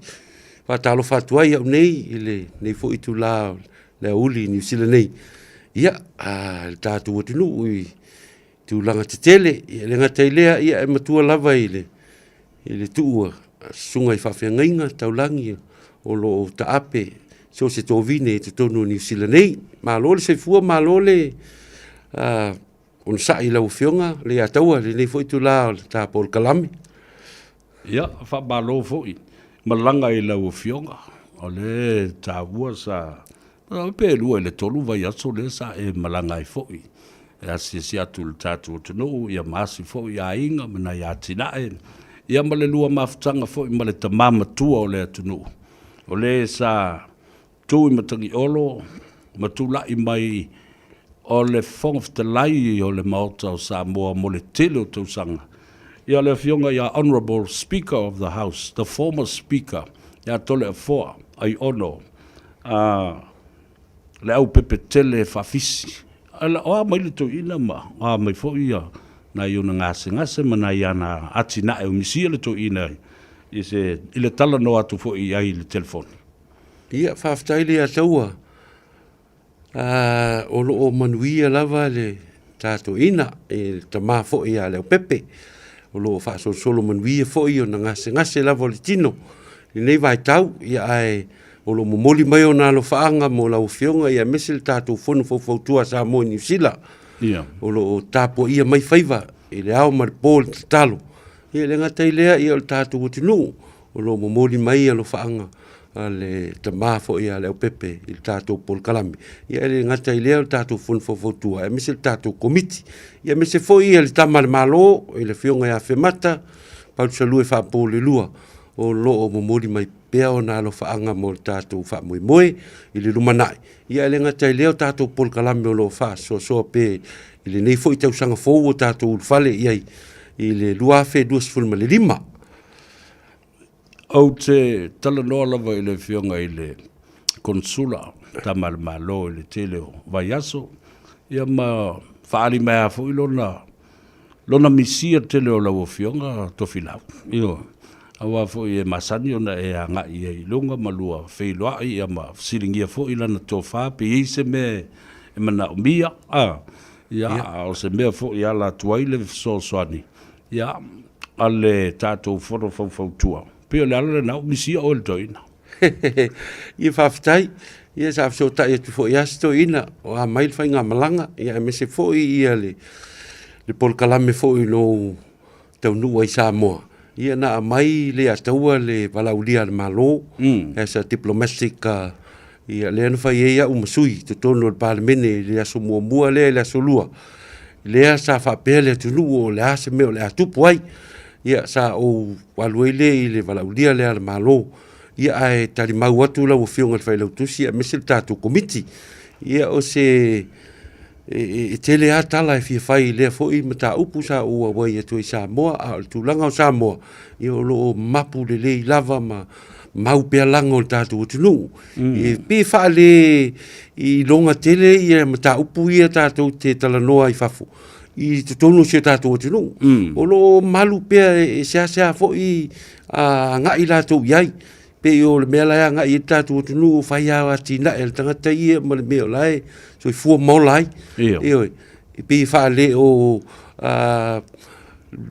tele se ngai e le tātou tinu o fo i vaenga wha apotiki i e le ngata i lea. A mese mea whai ngā malo le tātou tinu o lo tapisa i nei. Lunga o penga te whailang.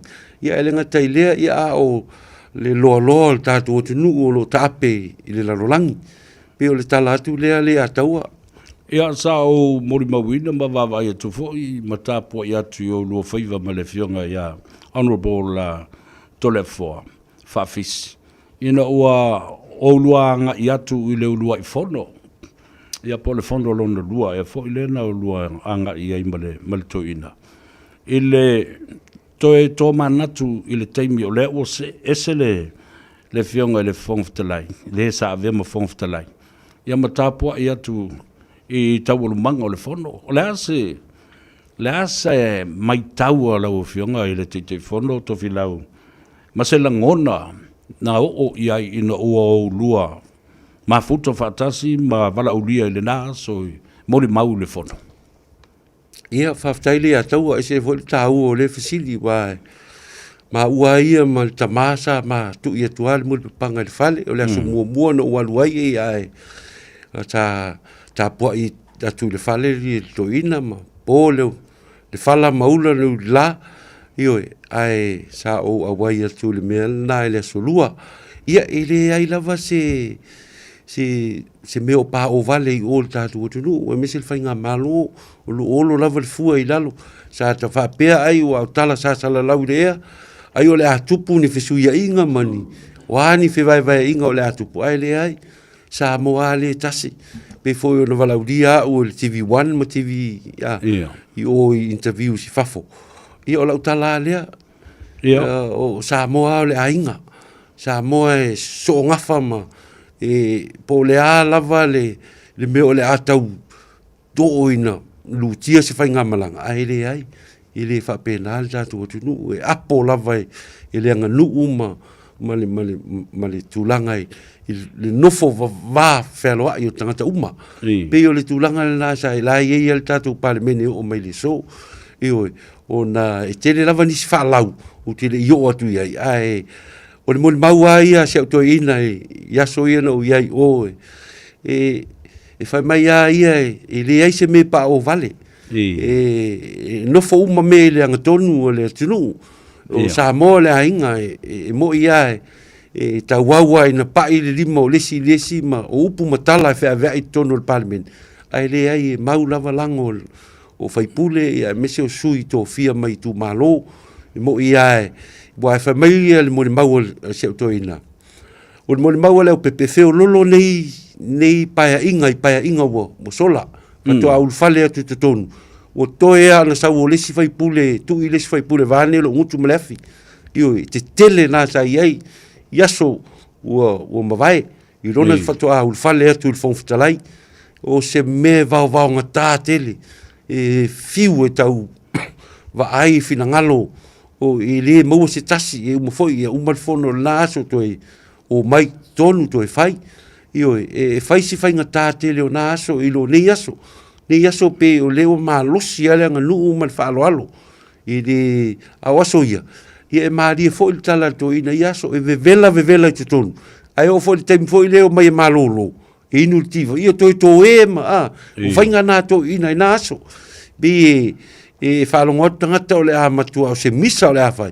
Ia e umanea, e tua le o e o mai whafo e inu le ti, e o mai mato e fusifusi mato e, ma whaitala maalie, pe o le wingal na se auto ina, e whai mai e, whio lolo nei mea i ia mea i aso, a o lana ia mai tau, se o Samoa ia e o mai lalo tangata le whaaloalo, ma le loto whamangalo, ai whasilisile e ale alofa, pe o le tūlanga le nā e whetala i e ala na i tō whae e so uma. Io e ma e whiala loa le tae au, i e whamatala loa fo i taimi o la tōu, i e me se fo i nei vai tau. Malo, ai o lea e mai tauina, e lau whionga te whono o tō whilau. O lo o iai a winga mātanga i o le tau ave mai tonu o le mauta.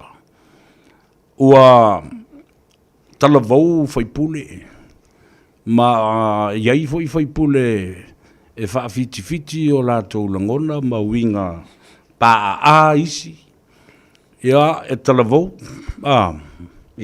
ai o la so bai tau iai ile mele o te tau avatua nei ina ua la lafo upu masoa ale foi pule le o fale le tolu anga i le sui o sa nganga lua o le si foi pule matua o le mota i le sunga ia maulolo. Whaftai le atau. Sa o tua o le sunga le li ile o limo. Whaftai le atau e se le tāu o le whisiri leo e whisiri ai. Pau ale nā o le tala se autoina e a whionga e lau pepe, ana po lau pepe. Ua tū ngā e vai tau le nei. O aso ia e mo ia e whela wai ai le mwhai ona palau vale se si vale lo untu mele i to tonu le parlemene. A le vai tau le nei.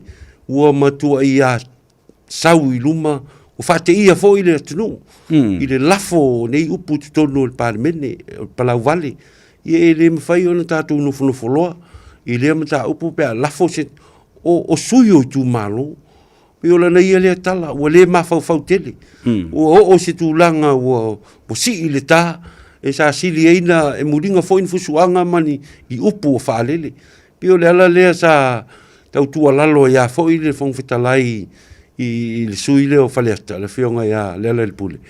Ua tū ngā tele, o ia le tangata mua, leo o na wha ea le mea le tono le parlemene, o na a vertua, le tūlanga le mawhau, o sili atu na o ona mea ia, Io, mai ai le vai tau, pe o le mai tau le nā le fionga i le foma, fon fetalai le tātou tunu. O le na ia mai tau, ua laa tele le ala i pule i rungo o se mea, ua le mo mia, mai sa le te tau o le tupu lea wha moi moi, mai sa te tau foi le al fon fetalai. O le na ia tala ana wha pela o ia, i lona vai tau, ia ua ia isi tūlanga ese. Na te momo lia lol to wha le tunu i le leo leo. Satini. Ave loi fafo ma whai ei ni lape o le wha moi moi. Me o le tūlanga le nao, le onga le nao, o le tūlanga leo o whai e le ala le pule to tonu o le palimene, le aso lea. E leo le tasi lea, e leo le lua lea, sa whai fo i lana tala i le la la fonga le na whai i le fionga le tama sa tuala, le fionga tole fo vui masina mua. A o mawa oe e whaulunga o vai e tutu i lo ulu i lalo le. I le ele. Le na lai no tusi atu alo ia i le fionga le fongftalai. Sa tali mai le fionga le fongftalai ia le sunga le pali. Whaaftai le amana ia atu o le fongftalai a mese o mea lo tupu i tono le mauta whanu ma le pali mene. Le la o te manatu ai. Wa lewa na te tau na whaini ai o le mata upulu nei. Sa noa fo i pali ia te au. O le a whaise tū la whono e pui ai, le ngata i whaipule i tonu lavo le vā o le pāremene. Ai whapena whono pui ai whaipule matangata lau tele pe a o mai i whafo o le pāremene o Samoa. Le asa utale tonunga i o, le asa tala le toina. Whaftaile a taua, o le tala i a le former speaker al tātou watinu, le fionga i a lau pepe, tamaa. Ua tū ngā tele le mele o whai le ala pule, o le nei le tū. O le mele na o na whai ia vui, o na o tua mai, e le o whafo tonu o le palemene. A o lana mele o whai tonu, ia ua o ia le vao ma whaale tonu, e le sami a mese o le whafonga anga le atunu. Mese o le lalolangi atoa le langona atu le whainga lea. E pe sa feo lolo i fafu. Pe wa sa o mawaina i no malanga atu le tusi le nana e la fo atua. I fong fitalai sa ma fa soa i fo. I le moni mal fa maoni o le mele te abatua. E le fo ni tali mai sa tau mo fai la e fai. A le ua i ua na o le si tā. Le tā la le o fai titonu. Ua pe ua fa malusia i loa o na fai situ la fono. Pui ai. Wa tanga I foi le ata wa si u famtala le aso le na tupu e fa la foi le fafo. Wa le na e ai tonu ai tonu. Sa o manatu e pu se mea. Ia ai o te manatu o manatu foi o tamale o le ala il pulo le uso. Le uso tato. E le vesea le ngana le na tato feola ma o se sia mai e manatu te po kolisi ale pe fato a fom fo e le ala il pule. E la Haiti. Pe o le tūlanga o le uso. Ai, ina o le ita tele o le ala il pule I le tuo. O maulolo il pase ino le tūlafonu. Ia leo le mwhai anta o fiofi na ia whātō whalainga. Ma mamulu o toi mai tala. O le toi nātau te ilo ai le mawa e tele o le. Masalo po...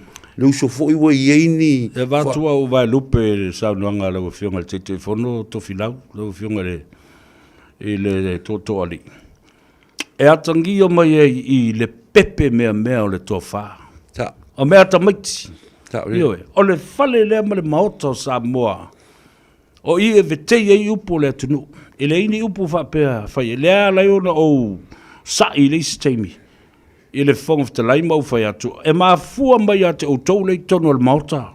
Le whao ngā o toa I ngā ngana ia. Leo ngana I tangata I fafu. Ma tangata I fafu atu le palmene. E tau te mana na o le whaile mea le na. A whai atu la tala a tangata I fafu. E winga I ngana ma whata ita inga leanga I e whai mai tono al mauta. Whono ma le palmene. Ona sa ila ia leo le palmene. Aia, e tō whau o tau. I le ma whaina tu ua mai lo ma whau lo whionga te te whono. Aftaile a taua. E iei filosofia fo I ele au mai tau laulu ma le au mai tau. Iwa e le au mai tau e le au fai tau. Masalo le fionga I le fai pule ia le ala le pule o le uso.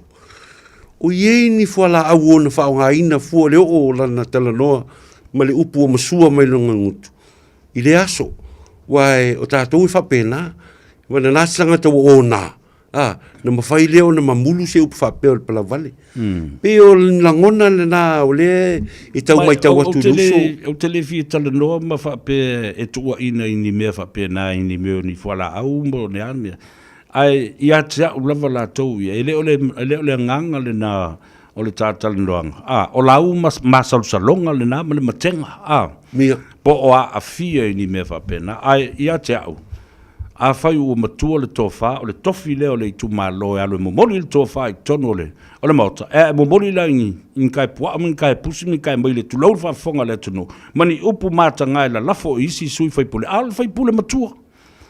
O le tangata o le anga nuu, ma le tū, ma le anga Samoa, le sunga ya tui sa mau ya maulolo. O se mea o te matua whaanono, ia lea lawa e tanga I wale sa iai, o leo wawa e tune ia wata ia na tapu e mai o. Ia o te le mana o tu ilunga wa leo te wawa atu nei. Wa sulu I tua o leo. Io. Ia, se whai lasa o tala wala, wa te I le vai o le te I omo, a le te pu ata I le mea. Io, wa se vainga matautia le vainga. Samoa si o tunu pele e se le matautia o le aso. O se mea manu e o se mea tātou te le fia mo mia. Io, I le mea le la woso le fofonga ia ma le lalo whaiva, nofo te tonu.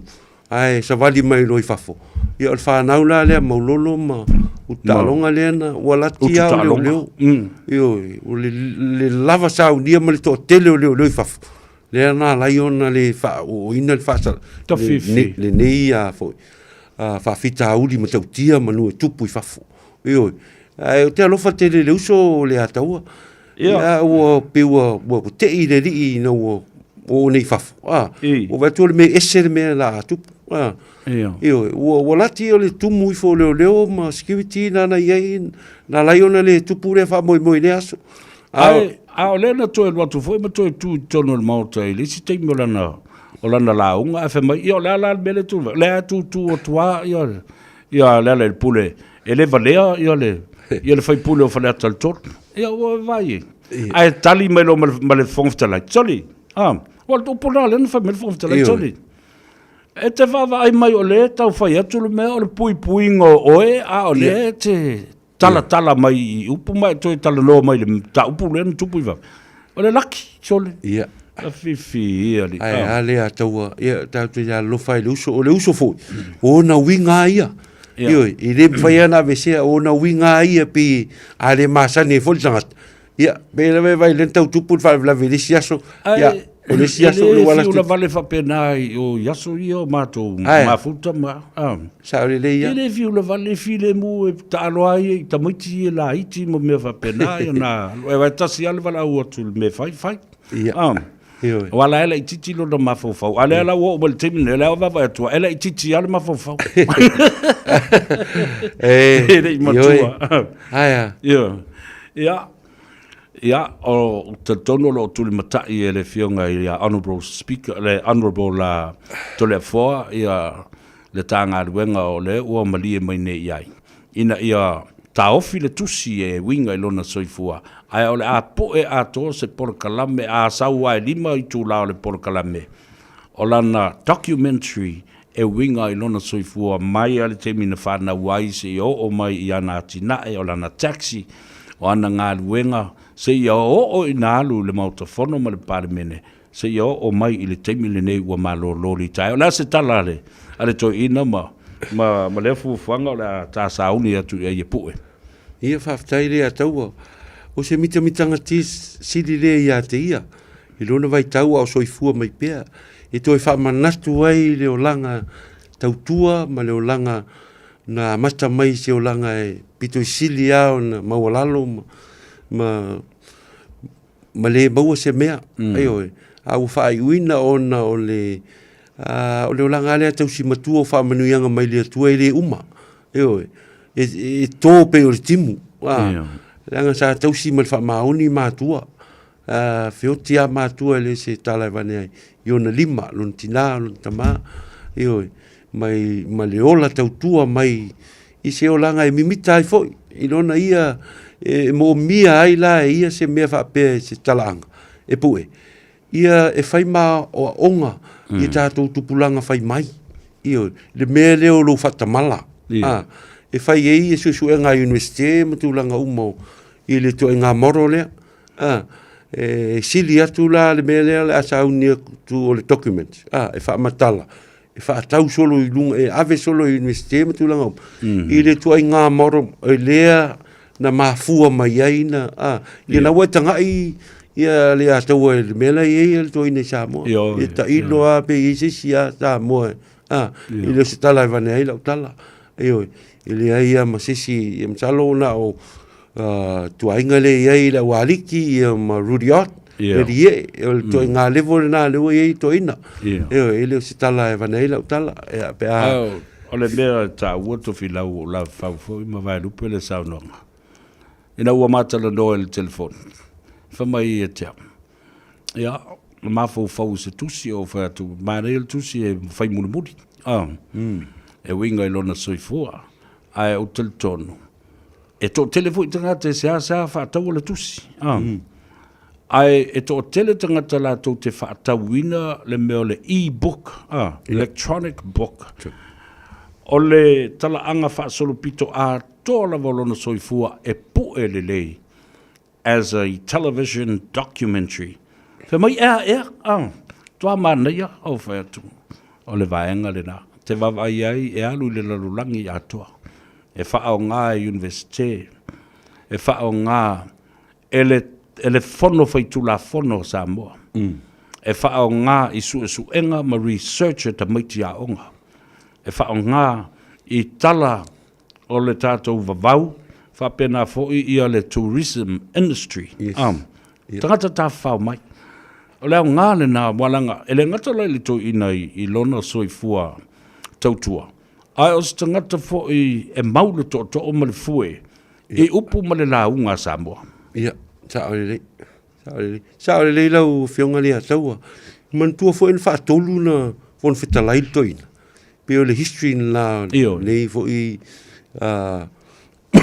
nei foi tamali il tatu no mesil tama ele ngaloa na ia foi fautuanga i te mi uma maso uma ele fa fa ton folau ai foi ilo USA il tatu maftanga ele te lea nei ni sila me no forma ma wai ni vai tau o fautuanga uma ma me uma e fotua i mai esto ina ia ma ua e mes foi fanau ia peo le ala le na le fa ton folau ia me uma ele mfai au na ngalo ia i te mi uma. Nsalo fo i ele tātou tue malanga whaatasi lai a iuni mō le whainga le whamui moe lea. La e lo tali ngā mai a isto ina moi o lewa na fia tala noa i le mele nei ma. Malona ia fo i tala anga tautua. Ia Samoa e mese tātou o tunu. Sao le lei, sao nanga a le to ina le teimina mātala noa e fo i ma whaasoa. Na a mai ila na whaamrianga fōi ma whaamalosi au le porkalame a mai se au au nanga ma se tautua whaatau waa i le nei ngā luanga. Wha mai le tala le toina. Awe, te lo lei ataua. Whapea oe te le muri ma mata atu iau mea valea ngai. Ia, ngā lo ua kalaf ama ufai aku iau kama ia. O mai ka ko maka i ka mirisanga le ri leo le atau sa ve fai mai nana o so mai lo malan tala te lo o te mana o tango e fatala noa o ma fai se tatusi e lo o langa mala o tautu a foi a tonu e au ngā o fa pelo la tala fa fitai o no winga o se fa mianga foi le mo a uma oi i le tano no fo fa sanga i malesi to o mau o le atunu i se taimi lanta mai ma au tala lo na soifua malana au nanga ma le tautua pe no foi atu o ma fuli o ma ale fulia leo o le ele o Samoa me se le mauta o le parlemene o Samoa o le atu mau pea o la tau tala fa solpito ai mai se nei foi to ina atu ona tau langi mo na mamalu ya o la te lo la fa longo mai ya ma ve fo le dei ava no mo moli tuai Lau Fionga Honourable Tolefoa, former Speaker of the Parliament of Samoa, ia mo onga le lei.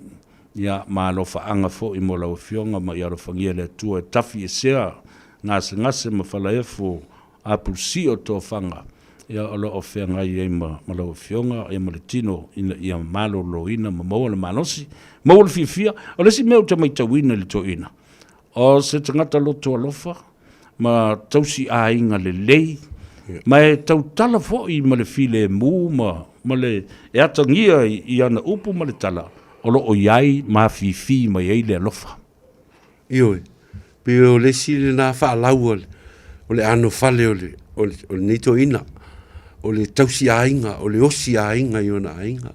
O mantua foi whangali i le ainga o siontina, le e whai matua o pule mangafa. Io, tai lea, io, pule mangafa i tātou tenu. Ai, pe o le ala le nā o le tautua, le nito ina e se tautua o vela. Io, tau a upo le tunu. Io, e taula o no mulmulta i mai ai tātou le fia mana na o to inga tō whā ia lo loto tō whā mamau. Io, e winga i le whā moe lea. Ia ua tau to atu i mai o le tino. Io, ai le mwhai rao na ngalo le alofa o le tō ina i o na ainga. E me se i wo ai wo mai masani o tangata e suru atu i ai o le tō ina. Io, ia so uma. Io, i me mana na wai ma tūlanga whapere. E le whai antu ua le tō ina se mea. Io, le ala tupu fo ina o maluia ma me ia te ia i ulo ia i nei Samoa. E le ngata o ia le fo o mea i nei New Zealand i le whato whala ingo. Pisinisi ma me tawa. E le fo ua. Ua malo lo retire atu. Ia ai o lo le leifo i lana whanau i le vainga wha le lei o le pisinisi ma tina e le tō ina. O lo tau tū ai le ainga ma le nuu ma le i tū malo. Au te wawai atu o whatalanoa o e le TV tasi i Samoa i le mata upu lea o le whono whautua le Pacific Leaders Forum ma le maftanga so whaatasi a whaifi au ia ma le lango mai o le fionga le tonu tātu konsula le tama le malo ia whemata le malu palusa lue whaapo le lua. I le tātou sa iringa malo le na whai nei. E tu sai ma le sitseni o tangata mātutua o Samoa. Ia, whaftai le atau e se le tāua la le whaalau leo tāu iai. Io, e wana umalfono la ele umalfono au sau whafu. Ia ae pua i loa au i nā e whale servise umale tunu.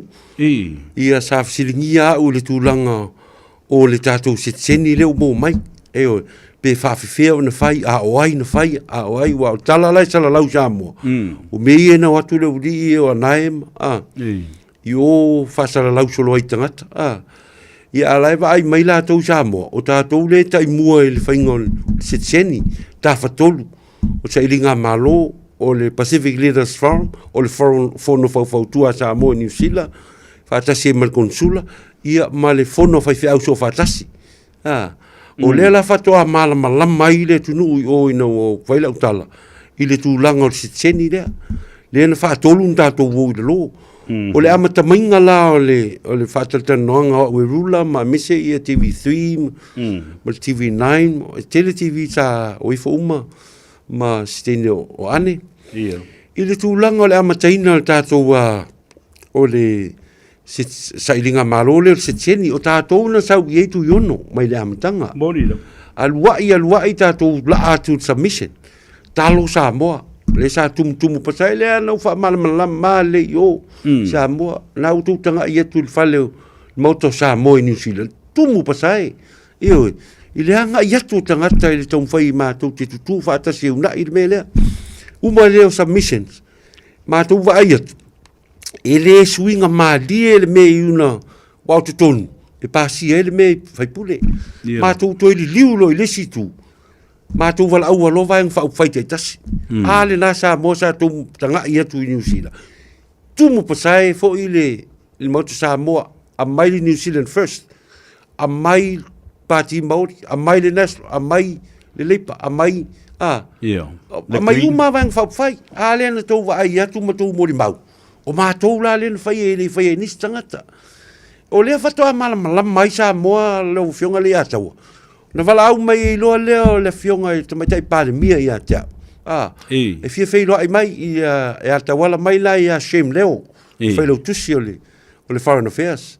e fia a mai se whaaloalo mō tātou a wāli tātou ngā ruenga le na whai tātou o lea la na tu e o te a o lea la pe whafo i o lea la uto i meli tu o lea te malanga atu lau whionga whai lau tusi e tu wifo umala i ei whamluianga na e te toi tariu mai moe lea ua umona u i meli tu o au o lea o whase tu a ngalu mai lea ngai whaisi o pisi i o tiu te fo i whale ainga i Newsila ai o lea luatu whai lau tusi e whetau i le ia la mai a whaalo longa ia i lea mai al malo ona o le tātou sa ilinga malo o mea fo i na o mai le taria i nei lo matua le tūlanga o whamoi moi i o le teimi tonu ale na o le whewhuri sa i le mea lea o e mantua le na fo i atu loa pālo malato mea lea a o le mea lea i o le seteni le sa fo i sa fi nau e laudi i ei lo matua e sau e talia le le tātou whai ngā lotu pe o le tūlanga le na o lea la whato a malama lama i tātou atu nuu i Samoa i tangata sa una ia le seteni i nei New Zealand. Wa o le mea lai tupu. Ia nao leo atu ale uri atu lioso i TV, ma whamatala i lātou ngasu, ma dramas i ene whai. Ai umane le, ai mai o tātou i tu atu i whainga o le masaupu. Pe o le tūlanga le nā ua tau, le halau o whamatala uma i TV o le tūlanga le nā. La la whatoa malama i roa le atu lungu. Samoa, au, i le tūlanga o le setsen. Ia matulanga ma benefiti e maua le sa o fai atu tatu ai ia le manu le wau le o talia mai se sen tatu walu e loi le o tisend tatu fa tali se tu fai te unga le la fato a malama la mai tatu tangata o uma o interviews le so le o tu vili mai tangata i o sa mo el fa malama mai na o le tu la fono le o pasia le o pasia wa avem tu la fono ia le sa tātou whaatalitali, tātala noa, ia leo mawhai ia le meo le emergency benefit. Vi ia le atua, Samoa, ioi. Ai wangana ua e sumai ni usila. Whato activate lo leo le mea le na, o le emergency benefit pe whase lau pe limu se lau le vai aso. At least. Lesi mea wa mana ia leo o la whau yo sau noa pea, mana ia lau sau noanga ma lau tala fo i e tusai ma le tau maftanga i Samoa ma lau tustala ma lau whasala. Ina ia wha manindo lava i ai ia mata upu nei. O le mele strategy, o le aitia lea na tātou whaia. Wa tātia mai ai tātou wōloi i pūlenga whailele vaenga wha upwhai. Tā ua le na, ia whaina whaia ia tala tangata whi mai ia. Ine mai maua mai e Winston Peters ma Luxon ma Seymour se pā upau ia Samoa upu ai na whai. Ai mai sea, vai, sisila. Le au loto leanga uma ia ma le au lo, wholele le au tau ai maa ia. E wawa ai mai o le whai atu mea mo le tunu. Ai o tu mamao mai o ma whai mai o la tu tala ia na paula na o tala o tu ia le atou sa vea. Nga o kala le anga ere ma whai nga fia song i ma fia lamu ai. Vātu whafonga le tunu. Ia ele leo leo mamao tu mai ma whai mai o la kokala. A o se upo leo mai tātou te whilo ai. Nena e loe le ingi aki. Ai whawhitai i lau whionga o le nāu. Umana tala le lei ma wha manino ma wha mamlama le au tu stala i Samoa. Ia, whapea fo ile mamalu o le tātou o tunu. Sa o matamata atua i lau Porakalambe le nā mali whaatala noanga o i le televise. Ia, o stulanga lei, o le teimi lale nei. Ua tātou whaatalitali se tūlāt whona fau. Le fo mana ia le tā whaasoa. Le o whaafonga me le tunu po whele le stepu le o se e iai. O lo whaawau peo na whaia tātou applications mo sitiseni o tangata mātua. Ai, o lo o whaatalitali le tūla whono e au mai se teimi o le masina fau. Leo o tātou ia mati. E ave ese ai le sfuru tausanga. E anga waa ai la ia lea whatoa mo le pensione. O le whaamnianga leo a mai le teimi nei leo whionga tite whono. O mana whaelo mai i a ta ua tu yono ma le whionga i le Honourable Caramel Sipoloni. O le anga waa pēr tātou. A whaia nelo si sentai au e anga waa i lau. Emergency benefit. O le benefiti la lai mo me le temine nei te mamtina i vai aso. E le vao le tolu se lau wala sefulu anga i le wha se lau lua sefulu. Yeah, it's something to filau. O le mo at least o mo sina mea mo le temine a whaatalitali le tūla whona. pe o tu langa le na no fa mtalai o ta so ta ia ma ta o tu lo emergency thing na sa o fa mtalai le ele lo ele o di ele o tu nei ana e mala o di e ele mala mai se la to fa la ula fa vale ai nei tanga te samo a o me sa o me le na fa mtala tu ye le fo wa mata na mo e vangana la o e tau nu mai ni sila fa to a effectilo la le emergency benefit le na io ele se tala vane ai la tala o isa mo le lo tu ai me o ni se tsin io la tala le nan tala i o televisi o isa mo o mala mai fo tatu o tinu ia tatu tanga ila ia ilunga o tau fai salu tanga tala o se tseni mai sa mo pe a ma se la mo tu e la ona se tseni lava mo certificate mo passport New Zealand pu e mai ata ilunga ia le tua o me sa tau fai ai a o to i sa tu tu mama mai me fai ai me sel te mi foi o te mana tua le a te o te mi o Western Beaches le tua tanga te o matu tu por kiki e ese tala e present mai lunga le fa winga lo tanga te mai ai mai mo time iri ai ala belen alwa tua pasia uma o ina o lo yel fina ngalo le tua mai lo fa pele tua ya Samoa lo fa ui solo mai tanga io la sautanga i mal sila ma fa longo fo ile le tebi le fa va so le na i Samoa tau lau manu i ai ni sio pati fo fa fai ia ma la to fo i tau ma fainga ma tapena penanga mo le fainga paloto le luafe luas fu ma le ono walu te fa longo tu nei pe fo linga mai e lima ni pati fo o le fa popo mai anga i le hero pp ia ese mai le fast ia fa pena fo ile SNDP wal SNDP le lavo pi male fa tu le tu sa mo tas ia o te lope to yo so mai ia le tautua a le o maninoa o le o ia tu mua mapule Republican Party io after ile ato ese fo ta o le me na o ina le manaki sa ma tu e ma le fionga ia la uli fai sina i puti la titi to yo fo ai te no wa la tu la uli ai ta fa ia tu no me le fionga ya murio bio le li o le fionga ya mulpola ia ma mata la no ma fa sa no la na pol kalambele na i la no vang fa fai fo le na ia ma o matatalo mai ya si li fo tau fai fala wiloa la nei tato fo tua ia no fai tu rei ia vai oi fa longo le mai a o le fionga morio o le fono fo tua o le moto ma le mea wo mo fa tu langa el fono fo tua New Zealand ele fai ai ni party ele fai ai ni fast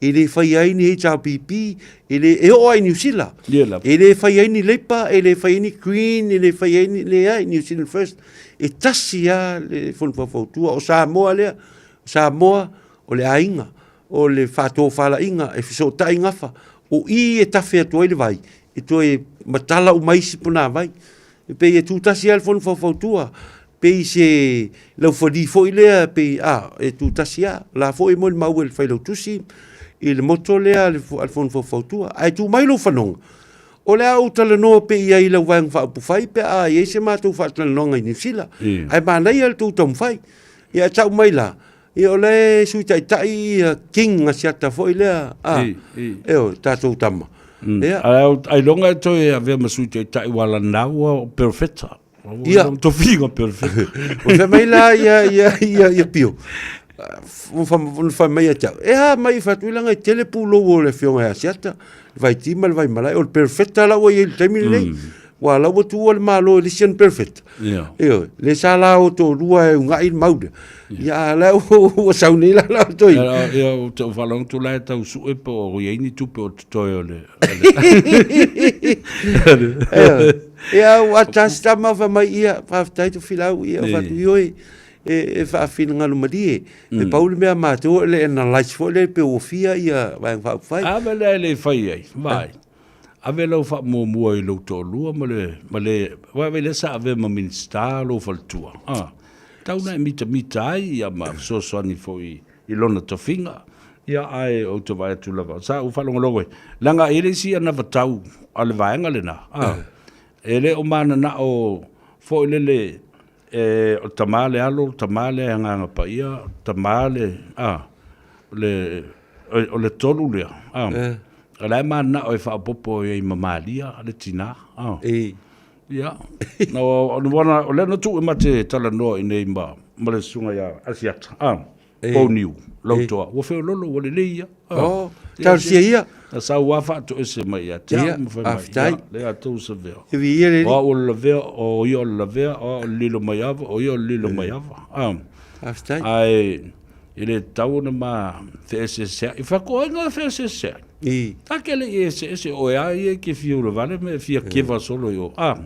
Ai le isa utala na fai atua i atoi. Ule anga ne pui oi. Iu puleanga le tunu o le lafu atu i atoi. Le fio e tokta. Masa soa ko le masau au lima le kaimi. Mai se le mea nga ya oisa via. Ke ikaro e fai mai lora e tu i ka ngaka o whaku. Tala i toi whai atu i atu oi.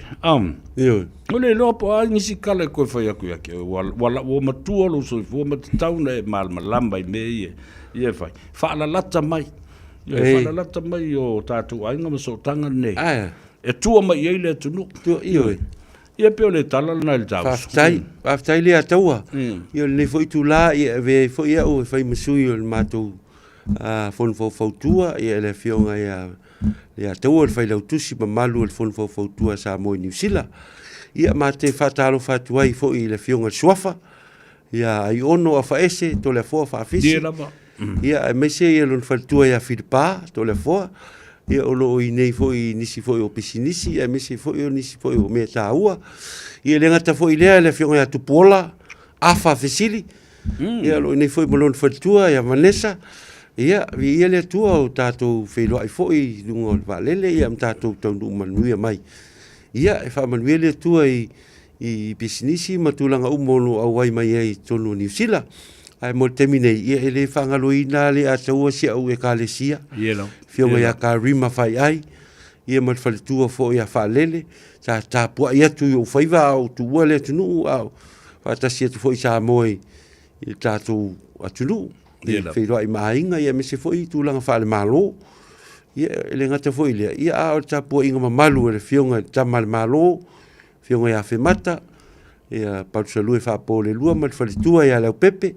Ia malo tā pua i o leo tau numali manuia mai whainga malanga. Se sistemi tātou wheroa. Ia vi ia le tua. E ai se fuafuanga mo le nei tau sanga i lau fionga le teitei whono. Se teimi o mua e talo ai se tātou whono ma wha moe foi o le whailonga ina o le tuto tasi o le nei tau sanga le masino uni. Ia whaftaile a taua whaftaile whamanatu mai e lau fionga le whailau tusi. I o le tātou whono lea pasalo po le asusul tolu po le asusul whao me. Tātou te whailo ai ai e toe wha lua atili atu i lungo o le tātou le tio. E le aso e whailo ai e le whono whautua sa mo New Zealand. Ia mo le tātou sa uniuni atu mo le tātou poloketi lea o le tātou a wha moe leo si singa fua. E le aso mo iuni.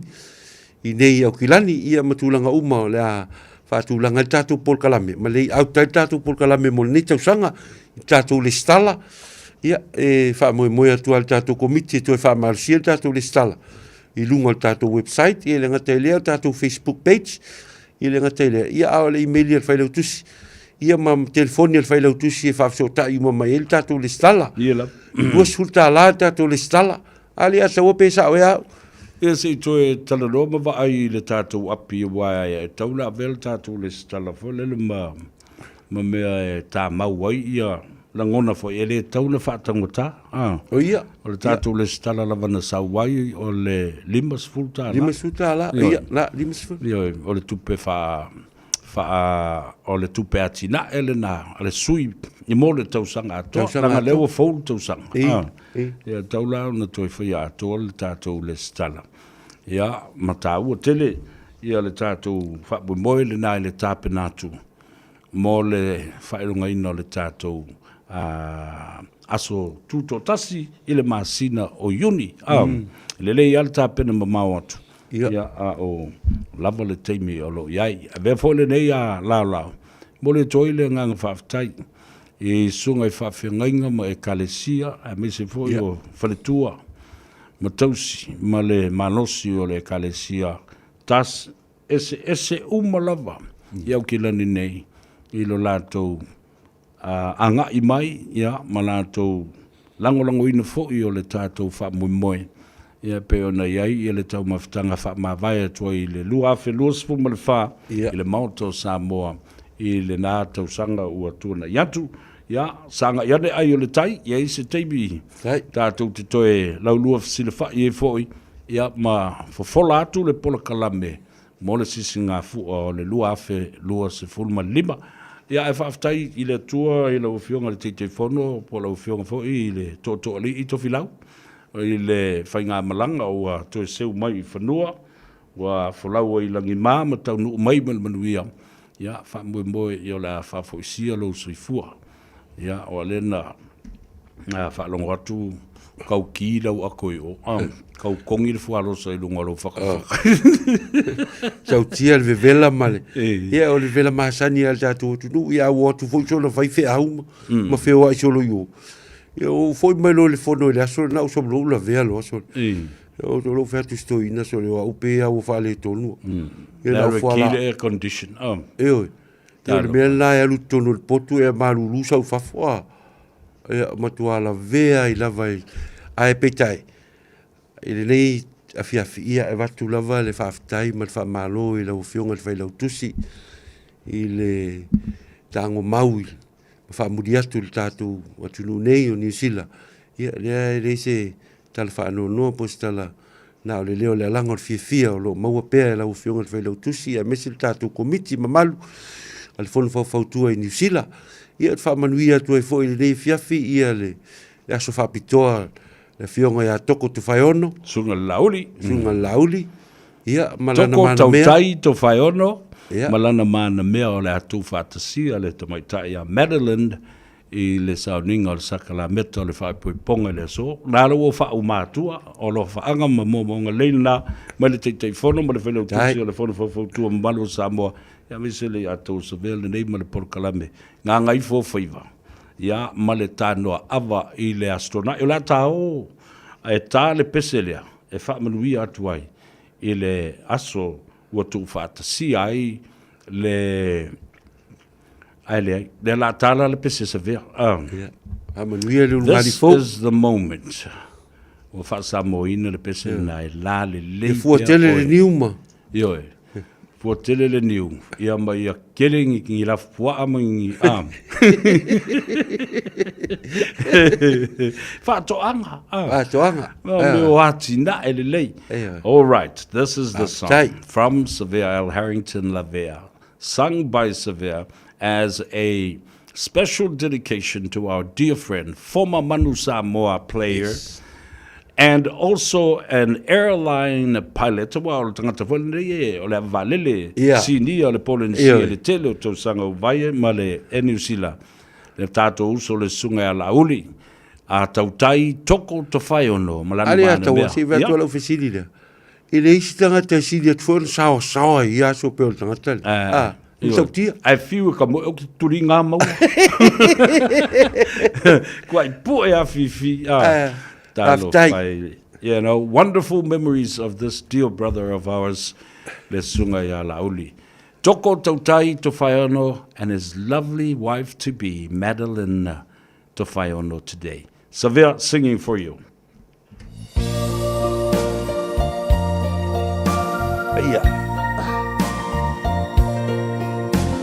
Whoa, my lady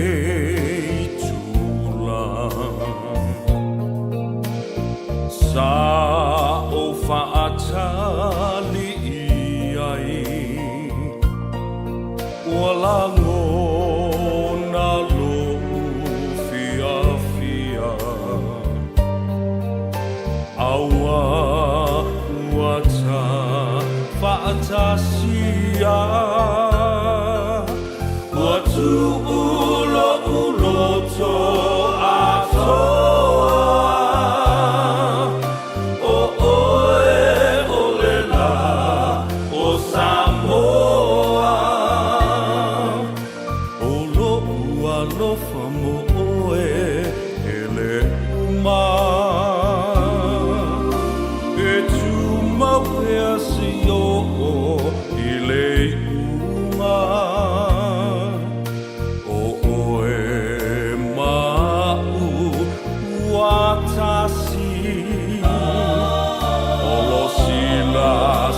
sila mai le langi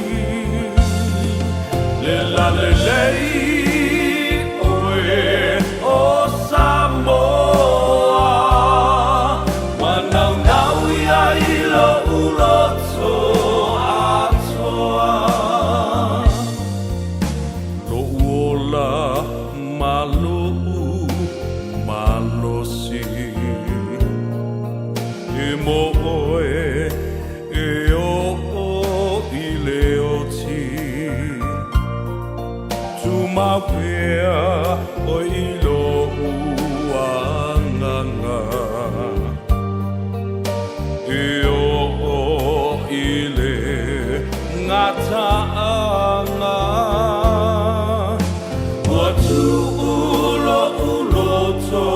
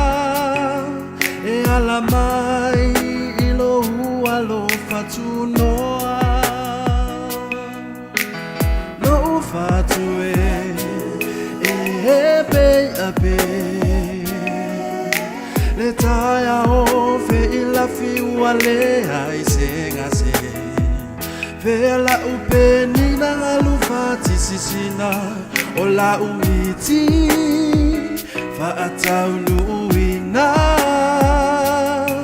sauloa e osiala ta feangainga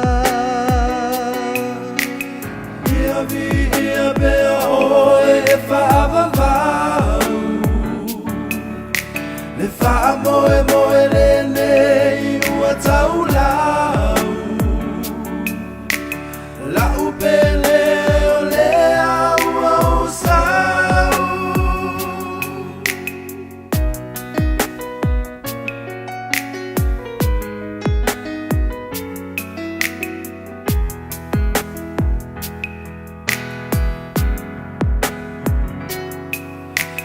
tau sangi manu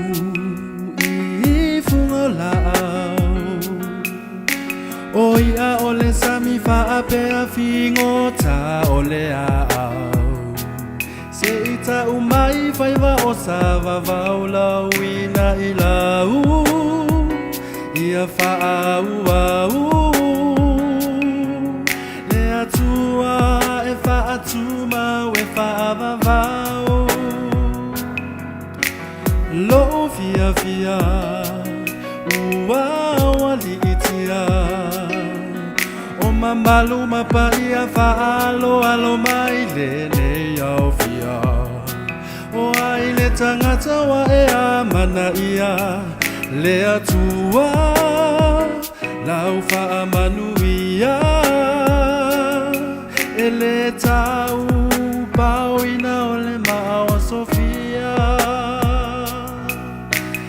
ia vi ia bea o e fa avava Fa moe moe lene ua tau lau La upele o le au au sau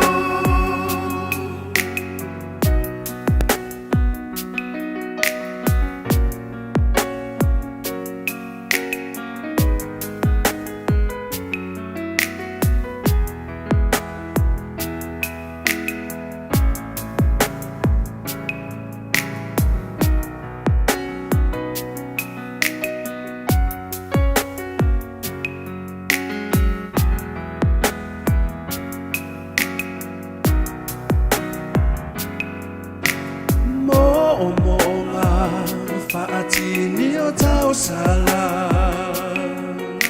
Ia fusi a pele alo fatu no a taua Fe ululu fa ile mafutara Taimi uma Mafana fana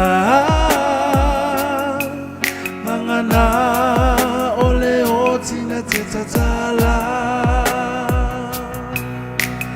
Ia pea oe e whaavavau Le wha moe moe rene I ua tau lau La upele o le au au sau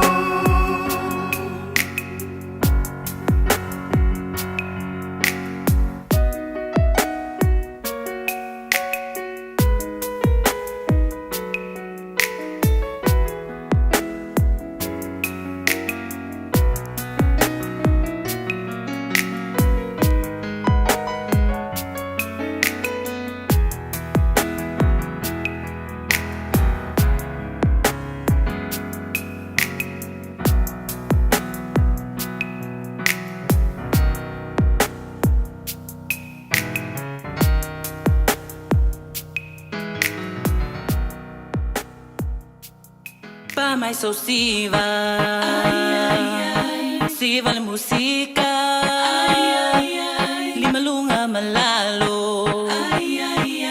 Awale masarsalo So say ole lo siva Fa feta le musika Siva mai tene, siva mai tama Bisusu ya ilolu e fa palengi mai usanga So say ole lo siva Fa feta le musika Siva mai tene, siva mai tama Bisusu ya ilolu e fa palengi mai usanga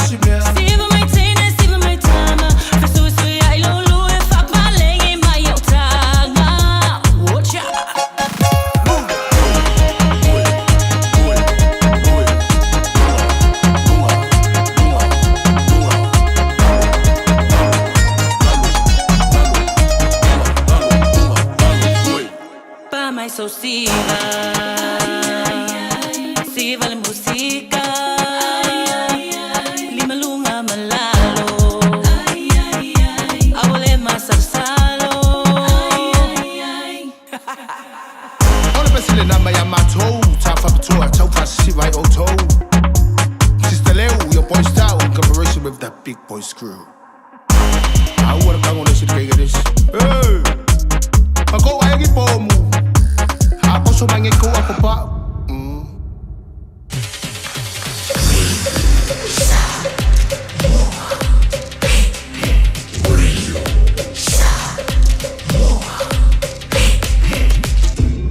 Moi tu amo.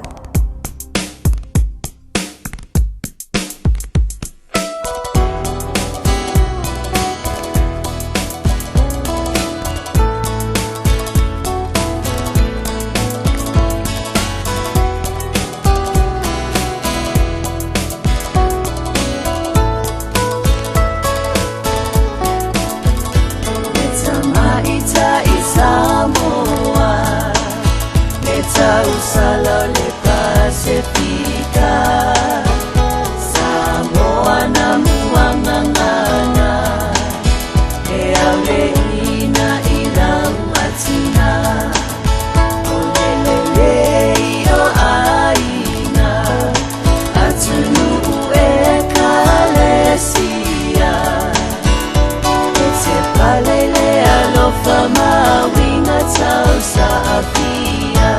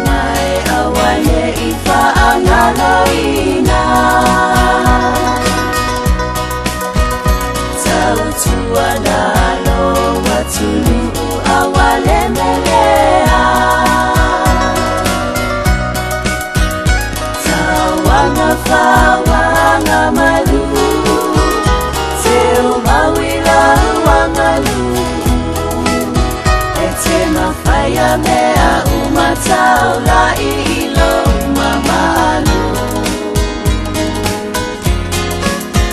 Ete mafaya mea umataula ilo mamalu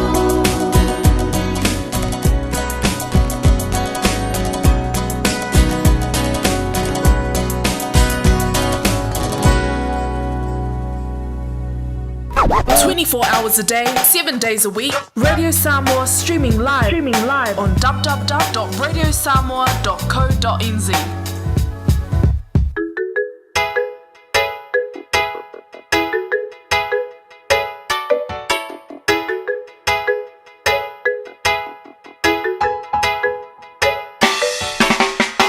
Solela, o susulumai, ma umana tuai. Ia Samoa lunu te no foai. Pe faa pefea, na ngalo atu o ele vai. Samoa, o le penina, o te fia fia iai. O solela, o susulumai, ma umana tuai. Ia Samoa lunu o te no foai. Pe faa pefea, na ngalo atu o ele vai. Samoa, o le penina o te fia fia iai. Hangi mai se matangi e mamoli atu ai.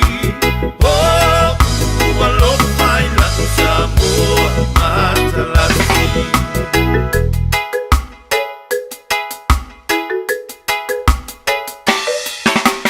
Wow lelea, solo solo, e la foia una paolo. Non sami i la pe asulumia e le masina. Pe fa a pe fea, nangalo atu oea ita. Samoa, o le penina oe o le vasa Pacifica. O ao lelea, fa solo solo, e la foia una paolo. Lona sami i la pe asulungia e le masina. Pe fa a pe fea, nangalo atu oea ita. Samoa, o le penina oe o le vasa Pacifica. Angi mai se matangi e mamoli atu ai. Oh, alo mai la Samoa matalasi.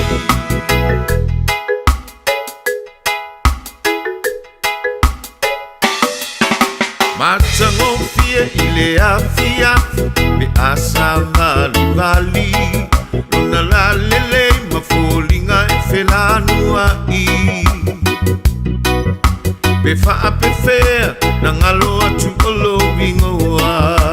Samoa, o le penina oe o le vasa loloa. Matango fia i le afi afi, pe asa vali vali.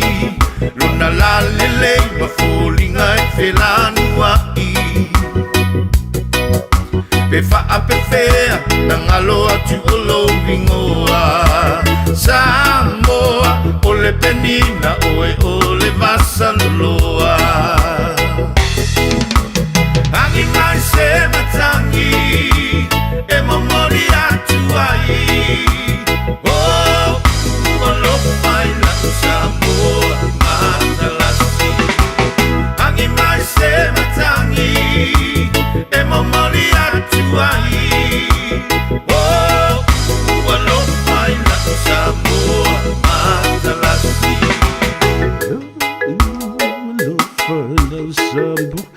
Ya lena, le sa lio tuana i ma le pese lena. Samoa matalas. Ina ua toe 3 minuto na tale o le tu live fa. Ele au naga ma le tutu o le nei. Le ya tau savea, ya male Tanoa Ava e te maua ai le sao. Fatalo fa pitoa i lo ainga le tai. Ya, o fea lava o ta whao mai vai whai i le tama ma le teini o le ainga le tai.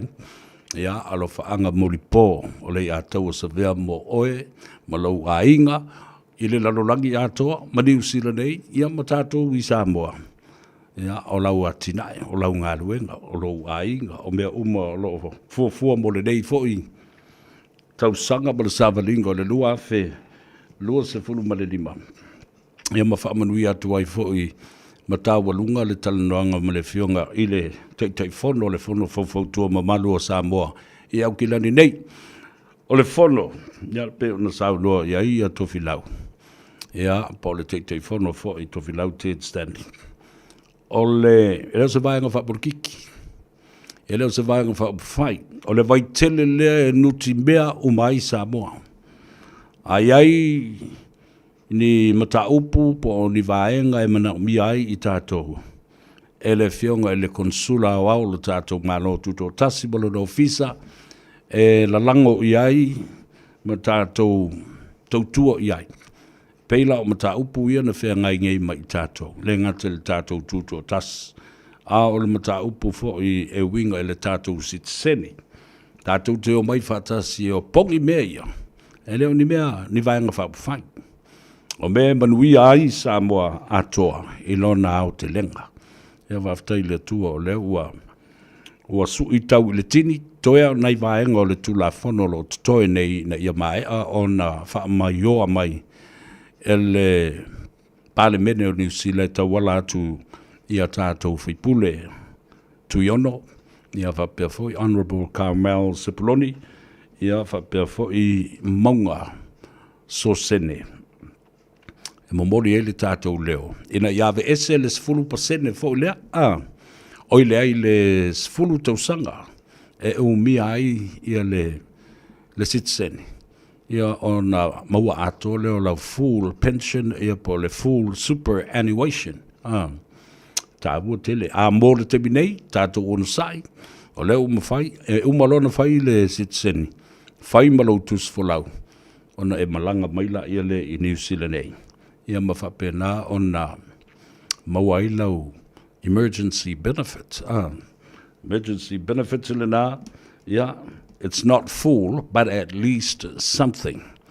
Ia, it's entitled for i pe te anga vaai for i le polokalame o le sa ilia o se fale mō tangata mātutua.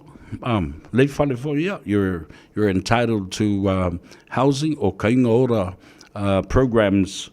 Ia, e maua se fale o le toi ina male o le matua. Whamri atu le telo i lātou o loo whailonga ino lātou waso i fua le nei aso. O le aso mua le nei o le masina o mati. Ia, ai o le aso lua se furuma le valu le nei i o i Amerika. Ai o lo o whamna tui nai. Le aso soi fua le mātou tua fine matua. Ia Luisa Afamasanga Poela Ulu Mitchell. Mai le pitonu o Corona i Los Angeles i California. Ia o te le lopo lan matua le o e Luisa. Ai o mo onga le Luisa. Mo moli atu mai le tātou Paul Kalambe ia te au nei o loutua ngane le atau o Sevea. Ia ma ia tulu ia le atua le soifua. Ia maua. Ia ni aso se tele, ma ni tausanga se tele.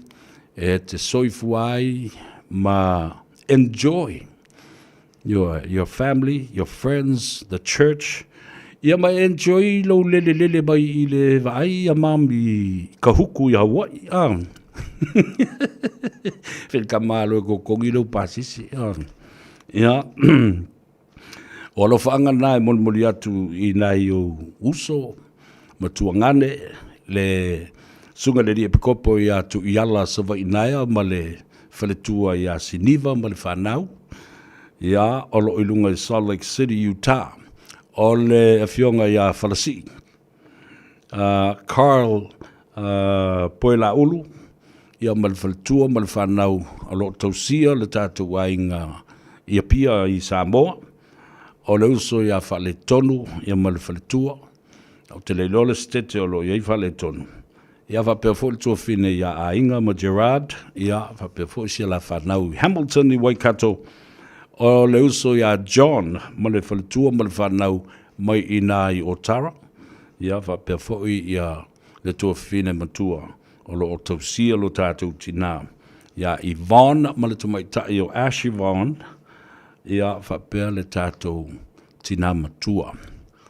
Ia anti whaalawe Afamasanga Poela Ulu i Kahuku i Hawaii. O luia tele lo waso i fua. Many more happy returns and plenty of money in the pocket. Ia le nā. Happy birthday once again. And to every other person that is celebrating a birthday today.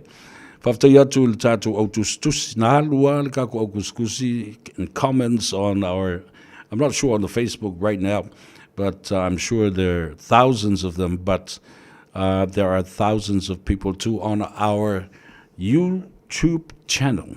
Whaftai le autustusi. O Elsapeta wangu tutia, timu ia i pai tele, alo le soifu mria. Ele alana ta ua ni mo utilitilo atu ne iata ina tapu ele fionga ele teitei fono i fafo lao le mele na sa vali maili mong. Ai tau nu umailo i ai mara whanau autu ta alonga. Charlie, tamaiti ia whenga, o ti ngā loto. O mana o ma wha umailo i ngā marimoni, ale lati, o wawa ai kunga ele, E ka milo oku le si luma, ka milo mele si kua. A le laki la le sulu o li bongi. I le vao leo leo. O tō wawa aila i ei, mea laino o tala noa tu whapenei. E iai a le taimi e tupu e le whana lawe le ri ile. Ai fia malo pea, ma whai pele a miole na o le wha sausili ma le wha mawalunga. I've already said that to you. I am not citing violence or anything. I am saying to stop and refrain from your words and actions that make people angry. You know, you have said all these things about Samoa with disrespect. You know, but you have been given the trust by your constituency and all Samoans to show respect to other members of the parliament and to the members of the public. So I encourage people to be patient and walk away. It is not worth it. It is not worth it. You will just waste your time. You will be charged by the courts and be charged with assault or any other charges that may be pending. But I'm telling you, our people, to have some patience with people like this because they are ignorant, they are psychotic, and they are dangerous as well. Yeah. These people are very grumpy because they will still never accept defeat. Na. Ewa ili fifi vatule tato por kala mele ngana Samoa. Matoe avatu ile ngana Peretania ina ia malama lama iai. Ele ai se ngona masianganga o se fatupu ni masei. Ale nganga ina ia lapata ia oe limong. I lau ambio te tono le pale mene ma lo fa le mafau ma lo fa le mingau le fa msinonga ma le pale mene ma lo fa le mingau ma lo fa tau te I upu e la lafo I tangata Samoa I fafo mai o le pale mene. Lena, ese le tau o le fa manatu le na ia te oe. Ia ma nisi tangata.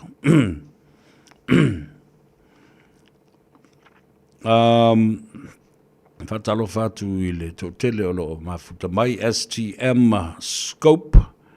Alo se fua fatalo fatu lavi. Alo le mafuta mai fo I le tato faso I le rei aso. O pi tui mavave talo falava te bui e pai tele. Share our program. Love sharing our program because people love to laugh.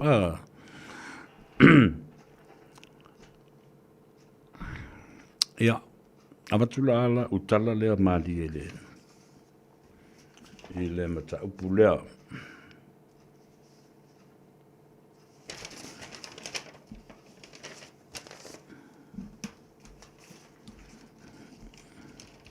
O le press conference le na fatino la so nafi. Ale a fionga le te fono ma le te tai le sunga lauli al mali toa. Fa pe fo ia o la to sui a wai ma le vaenga la utustana.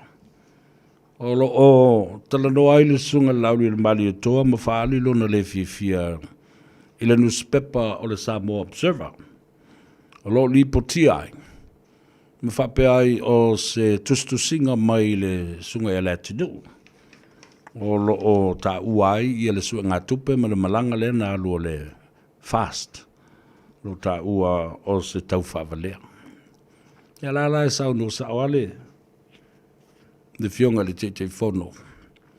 Ia I lātou lava sa lātou milo fatasi, mali poi fatasi tutonu o le li o lea. O le whātuatua I le atua Samoa o tasi. Ana ua tā ua la whapea o le scam ma le tau whaavalea le su ngā tupe lea, ona o tupe. Sa te tau o na fausia ai se no whanga tutonu mo le ainga whātuatua I le atua Samoa o tasi, pitai. O le tā ua I le tala lea. O le mea tā ua le tau whaavalea ua mai nei ma le tupe.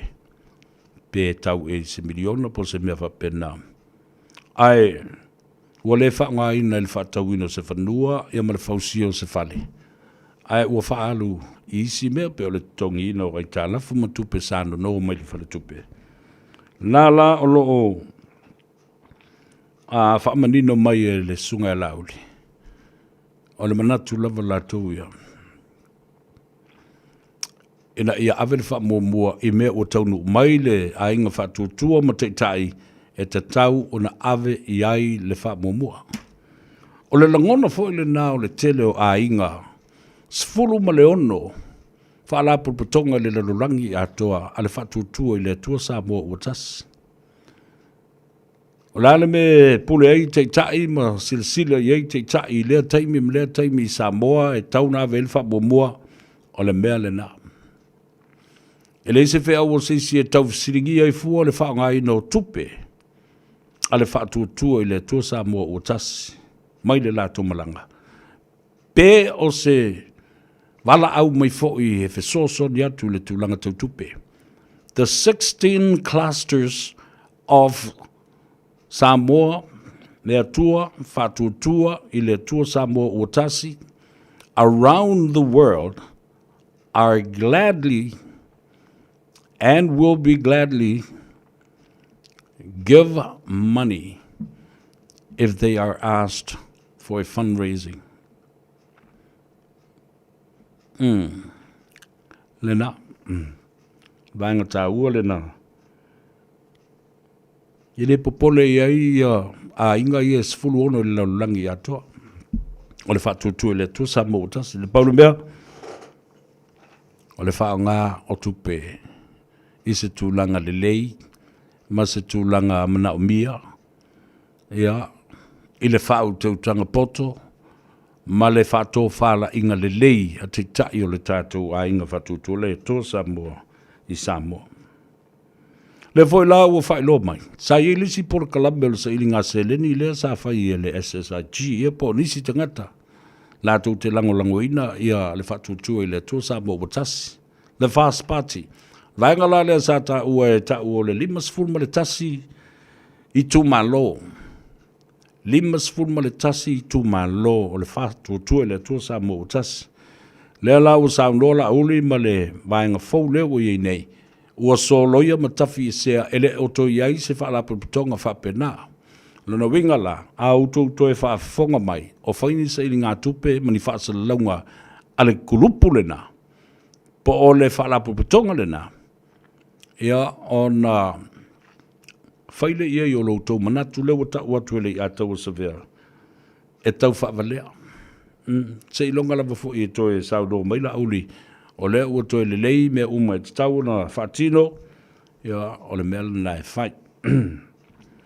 Nei vai aso lea ua tou sisila iai. I le tango fia o le mata upo le 10% mo ta mai tai. Na watu lau tala. O le a le mea o le ato e whaapasene ai fua. Le tūlanga o ta maitai e o mai I tonu o le maota ma le paramene. Ki a I le pasenge le nā. Ti a I le 10%. A whai. E to o tolu sui tau wā. Tasi le ta māloa a e lua tina. A sawala e mālo I le ta mā. O le palota e lona lua e tū lua I ai I le tamaloa. O le whawhine le na. O le tamai tai le na. Wa mea ia leve vesi e ton. La mea la tue whao ngai fua isi tamai formula ma isi mea. Se. Whai le common sense ma le fua tatau. O le fua wha tatau whai ngō fie. Awa nei toi whaapasene ina, ia pālota na mau e le te maloa, o au pālota nā. O ai e tūlata atu iai, o lea te mai tai, po lea te mai tai, o pālota la vesili nā te mai tai, o le nā. O le nā e halu le mauta, lua.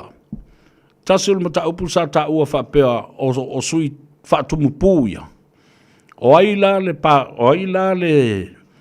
le sui whaipule moni o le tumalo. O te maloa, ai ta uia le sui whaipule o tina, o le sui whaatumpu, po le sui tite pasi. Nea la watu lau tala. Ana utonu fo le mautafono, ma le pāmena o te whaia tulu tala le nā. So ia tātou te whaia ni whaupunga whapea, e whaamamasa ngia ai. Le tūlanga o tina ma te maitai tono le atanu. E tasi ale tala e whai, e lua sui whaipule o le tūmalo. O le tamaloa ma le whawhine. Po whea lava lai anga iai, o le sui whaipule lava o le tūmalo. Pai le whaingofie. Whaingofie lato. Tau uma, whaleo uma i la ua nei. O sui whaipule uma o le tūmalo. E to a lua sui whaipule o le tūmalo. Ai le whapea mai, o le sui whaipule o le tamaloa. O le tofi whaipule o le tamaloa. A le sui tamaitai. O le sui o tamaitai i le pale mene.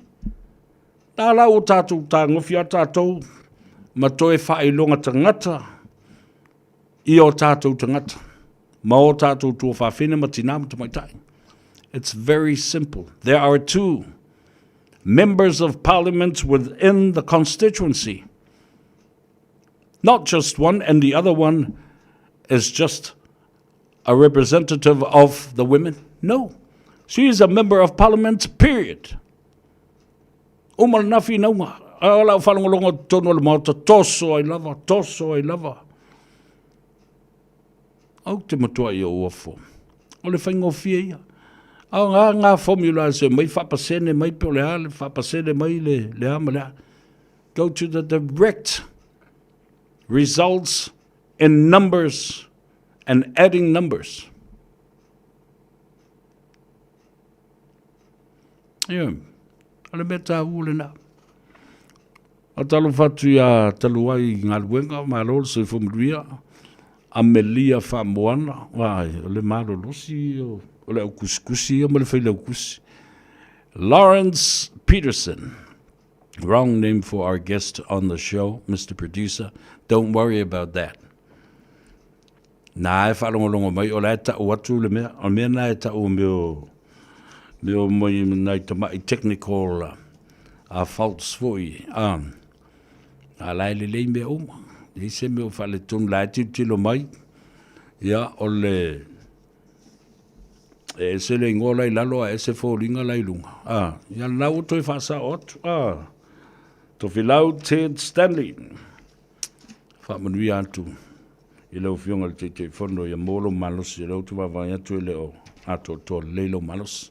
Tātou se e mai le mata upo whaamsinonga o whanua maswafa. Pāsia le lafo. Te wino le whawai. Toi whawhoi le whaamsinonga o whanua maswafa vai le mana ia. Vai le mana ia. Ta whewhe. Pe ana whaatū nei le lafo.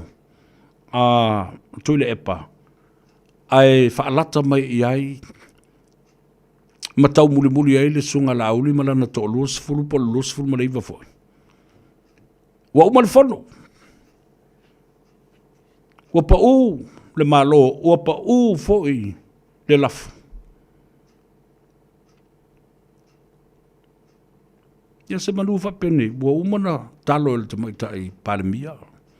Le fionga le malu le malo sa fa tapel. Ei le to'o la uli malana polo kiki na fai. Aua, le whaatuina se lafo le so. Ai o mai tātou ngā lulu e whaatasi. Si i o tātou lima. Sui tu la fono. Teu le tu la fono. Ma whaaofi le tu la fono. Se manu e leini bea e whaia. Ato au whai bea uma le whainga palota. Tele le tunu. Yeah. utia le pulu lena whana nei. E la auri. Sulu le pelu. Sulu le pelu ai whai atoa le whongaftalai ea. Ele I tau iai sisi mafo whaunga e tusa ma le mataupu le nei. I le lafo o tu ina mai. Lala tala atu le pa a lau whionga le whongaftalai. Ele to iei a sisi vaenga e toe a alofanga iai ia le vanga whapawhaine nei. O matu mana na o e wha wau pea ona whaatino le lafo I le so. Tā lofa I le tawa ai tu foi le le. Ia tula I mai I la tau e te ena le lafo. Te mai kau foi kukulai.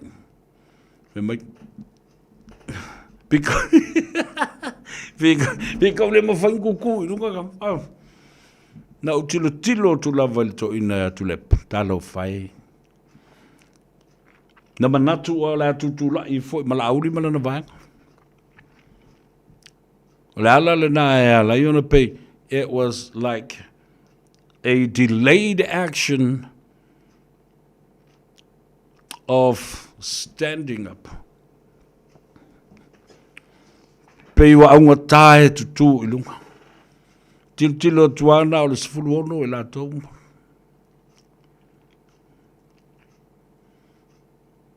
Ia e matau tia le tū lo lunga o maulolo.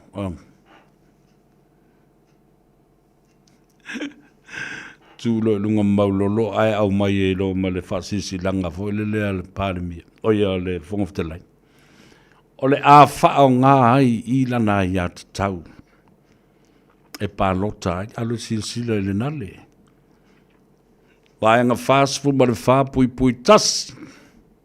It allows the Speaker of the House to use his right to cast his vote because he too is a member of Parliament that came to the Parliament through his constituency. Ai kua elo lunga. Ma le sunga atu I Samoa. Ai palau wale mai limo. Tau se sila ele mele. Ngalo toi whai atu e fo e mataupu lea. Tau wawa ai whaitau wafe maafe te ngatolo I lunga le tātou porokalame. O le lātou talatasi ale nā. E vai le mawhau o le whaipule. E la I titi le tō whā ma le whā tō whā la inga le whaipule. E la I titi le utanga le whaipule. Le anga e la I titi.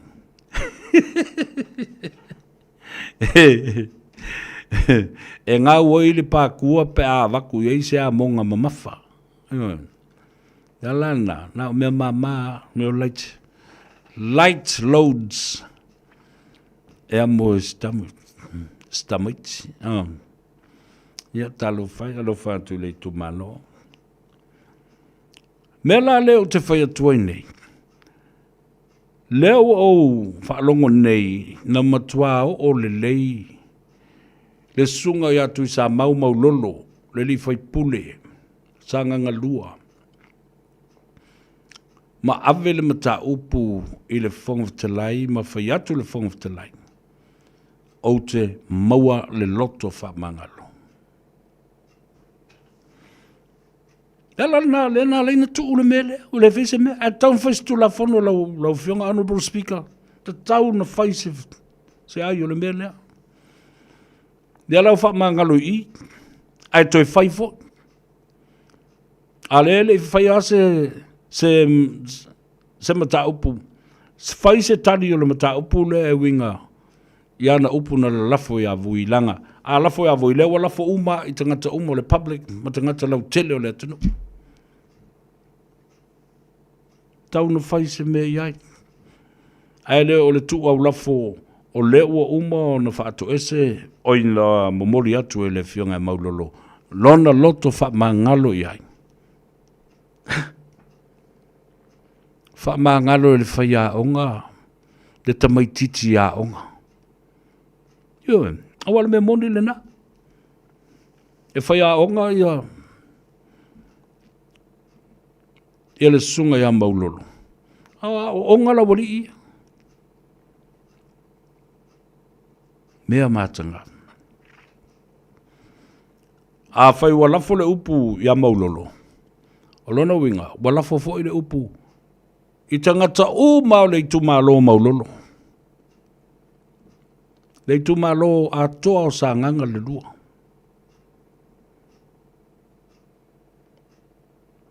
Ioi. O le mea moni lava le nā. Le au o toi ta talo mau ngani e tuai lau fionga. Le fo la o fi wala la uri e sasa ato le mta upu lea. I le fonftalai. Ala au nof fonftalai i langa le wana i loa. Wa uma. Ona. A vatu le mta upu. Ma ua wha ma ngalo e maulolo. O le ala le si mea toi whaipe a toi tu lai mai si mea i le lumanai.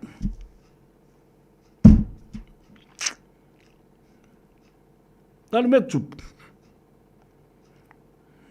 O mai tau e tangata. E whēro wa i fua. A ua valo ia. Ma o le a whapenafo i le ngona o tangata. O whausia le ngona o tangata. Leanga wo ia le ngona o tangata.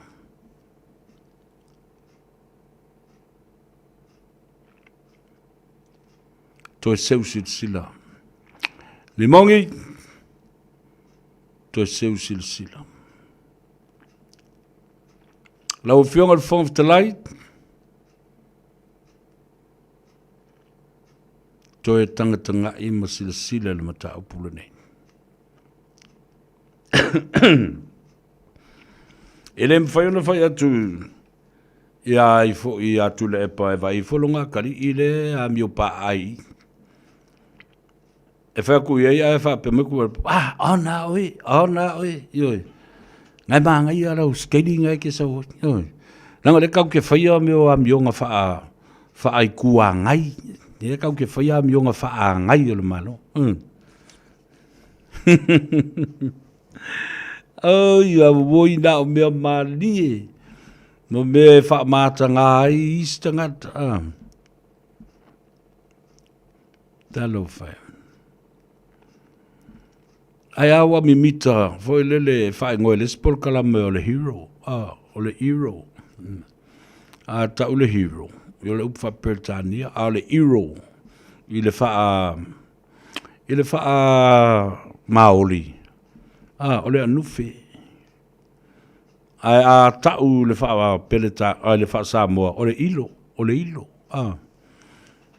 ai o e ilo.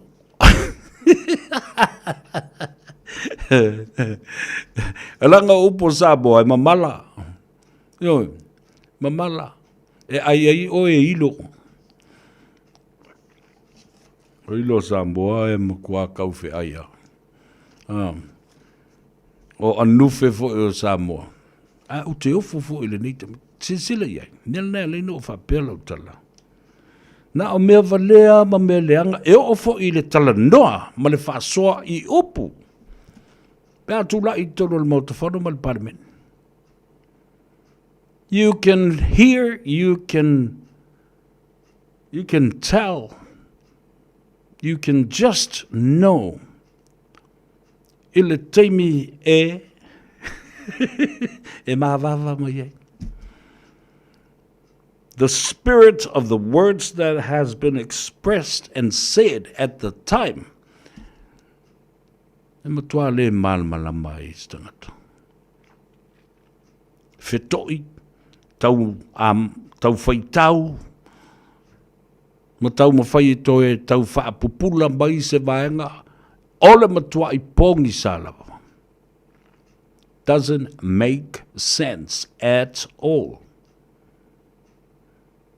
I love it. Yeah. Tātou se e maila I le tula whono whai ngā pāno te lua me I leu te le wawai atu nei. O le toe, o le stasio manu lau ti, o le toe whawhoi o le nofo o sa le aula. Le tofi o sa le aula. Tātou nof pēr. Ia. Se I wawa ai po le O anis tula fono o toe tauna pasia. Ia a ole i oso le pomu a komika lea mafau ia le sunga e lauli ia whapea fwele whatutu e le tua Samoa o tas. Talo whanonoa i le tulanga na iai a le tōtele e whaita wafe maafe. Tangata whainga aruenga o le malo Amerika. Tuli whaatata i le ala. Le eise mafuanga, le eise soli tula fono. Ai ia whai le tūna naunga, ma le mana o Donald Trump, ma le te malo billionaire o Elon Musk.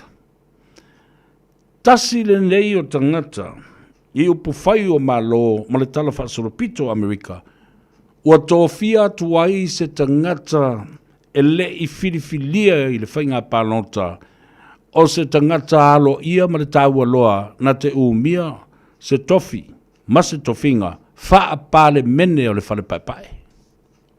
Elon Musk. Elon Musk. Lea la vai whai. Tau se sila lai. Wha baunia. Le pule au wau Elon Musk o le lopo o ia Palestine po Donald Trump te Palestine.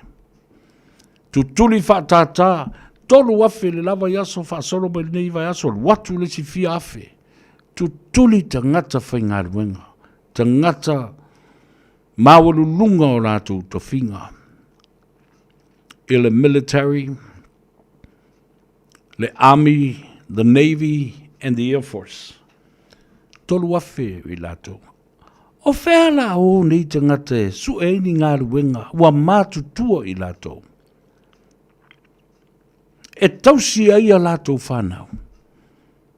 You watch this space, America, and all our Samoans that live and are permanent residents or are citizens of the United States of America. Watch this space. Lau tō matua i langona le whaanonoa ma le ti ngā ma mawhatianga. Ona o mea o tō whaia toi whaafo i mai ele ta mānoa le nei. Lea lala sau ma le pelu ma le tao ma le talita. Sa lalo o mātu wai whaamanuianga. Your social security. The benefits of your social security. Take away your Medicare, Medicaid, the Obamacare. Ave esse. Stop Meal on Wheels moa onga, moa whale o tangata mātutua. Le whaua Veterans Pension. Fita mātutua wali taia malo lo, ai le manu malo. E ala mea ta o le manu malo, ona, o taunu umai i lau whanua o le malo telo Amerika lai ola. Ai malo lo mai i le fiola. Elon Musk has now fired so many people of the Treasury Department. Ko kele i rau no Amerika i whea soi me rungu. Mai sa vea, leave Trump it alone. Leave Donald Trump it alone. Ala va whea na whai. Ala va whea na whai. E tau na whailo atu i a teu tau, ma whailoa i a teu tau. Mea i o lo tutupu. America is now turning racist against its own residents and own population and own people. Te wamata. Wamata I le mea ta o le whailonga tangata, whailonga lanu.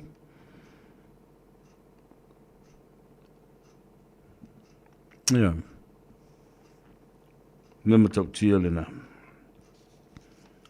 Yeah, alo whamai le tua. Vai lua tusa so tātou manuia.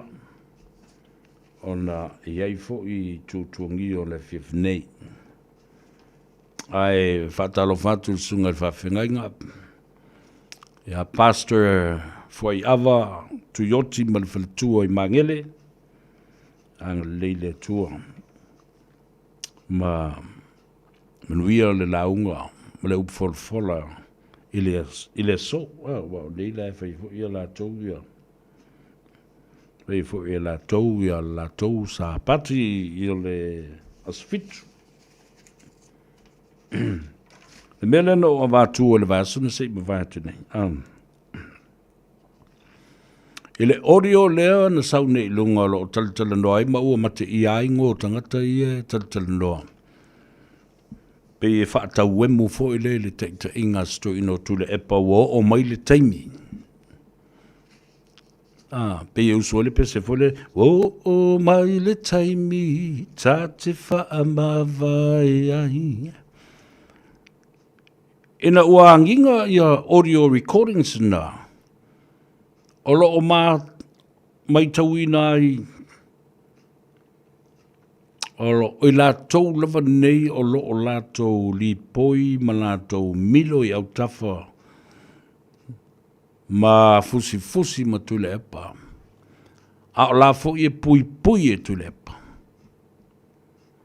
O lātou ane nei o lo lātou eli ina le tunga mau o tule epa. Talo fai si toi ina.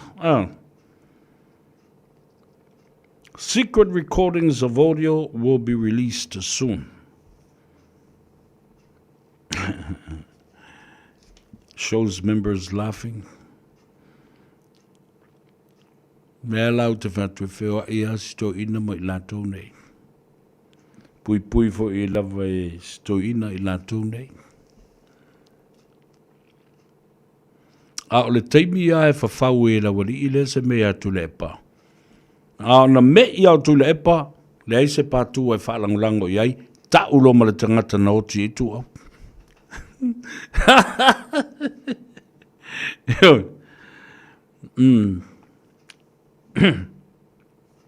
O toi whaamanatu mai e I a te au. Ne mawhtanga a Yesu mo na soo. Male saunoanga a Yesu.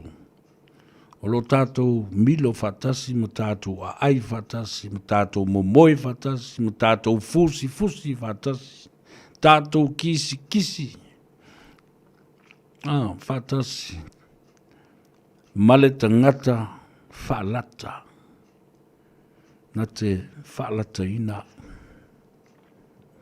Pitai whapea nāsila ngona fōilele I ai, pēta mawhau lele ma whapea, o lo tamale e fa pe o malu tama ma le matua ma ona folinga ma lona ulu ma lona au ana tala o le leo e fa pe o ma pel toina talo faz toina male sa pelu na te le o iloa a min tua la oe ele fa valvalea tu le te min nei la o leva na whatu ia mata, isi pēr mata e lua o tu le paitu I tu patu. Non tua ulu, o le muli ulu. Pēr le ingo ai pufole ai o no le mata I muli ulu. Pupula le lei mai mata, I a mionga ma mea le angata lai whai. Ma whau. E whawhau mo si toi ina. O tangata lava o lana vaianga pe o Yesu ma lana uso.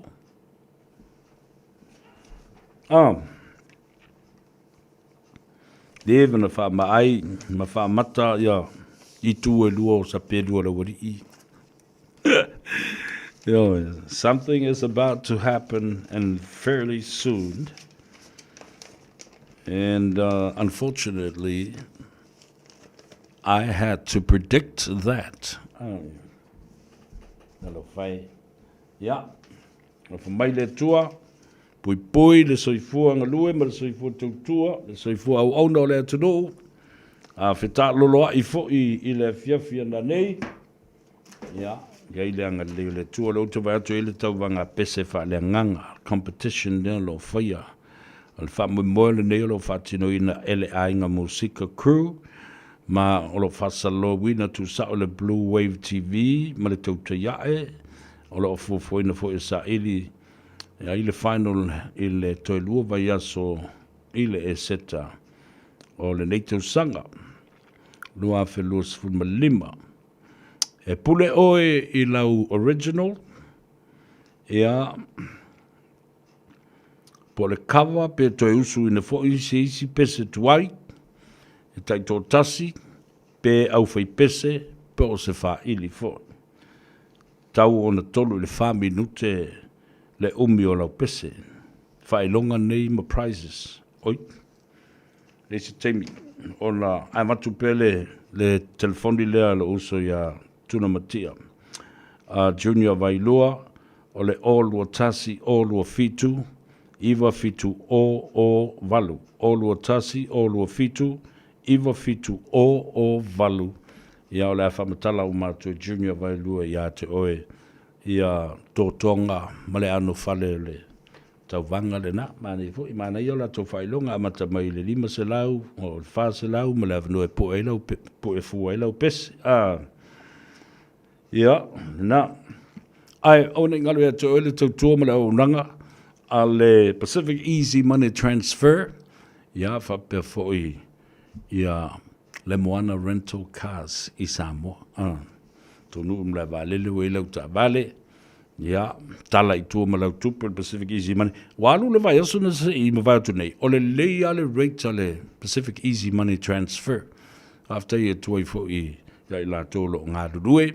Ia, e maise lava fo i le fionga e pestata ma langi. Muli anga tele, ia po le fionga fo i le saoli i a tuala. Taua tuala. Whai malo Alan Stowers, ia whapea fo i le au whainga luenga le Pacific Easy Money Transfer. O le vason te nei, sa tā lali maono, oso le lunga le tā lali mavalu. Ia tō sau le tā lali maono, which I think it's a fair rate. Ma se wamantua le, we don't control the rates, the banks control the rates, and rates changes over time, any time of the day. Fatalo fapito lava il a fionga atu I whaasina. Tupuola, malfaltu I Ana Rosa, I Helensville, ia whapea fo isi au lu whanau, o le au whainga luenga whaavai teimi, malanga mai Samoa to onos fulu, ia manai nisi fo I mai fiti, ma Vanuatu, ma Solomona. A talo whatu, ma whaamalo atu I ngā luenga le lei o lo whatino, ia, ma tausi ei le file mu, ma le saunga le mu, ia, e mai se fo. So se tafa lava le, o New Zealand nei o lo o a ngā I mai I ai, e le au whainga luenga whaavai teimi. Whapena fo I ngā luenga whaavai teimi o lo whatino I Australia. Whaftai atu, ia te utau, o lango ina lea polo keti, ma lea fo I polo kalamba, o lo malanga mai o tātou tangata. I le au te lenga atoa, o le tulanga o le tolu tau sanga talu o na whatino le poloketi le nei o le tasi le miliona tā la I Samoa. O le updates na nā ma le tau au fianga I le vai asana se I ma vai atu nei. Lea aswalei le lena te atu nei. I le tolu tau sanga le o tua nai. O tusa ma le se lau 5 ma le tolu miliona. Ua tui nā atu. Leo tātou iei le numera miliona lon tolu. Ua tui nā atu I tū mālo e 5 ma le tasi. So, my goodness, that is a lot of money to be dispersed and distributed out in the country. That is amazing. Unbelievable.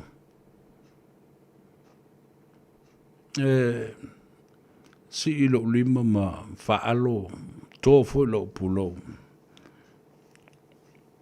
Ele fa tofala inga le nei.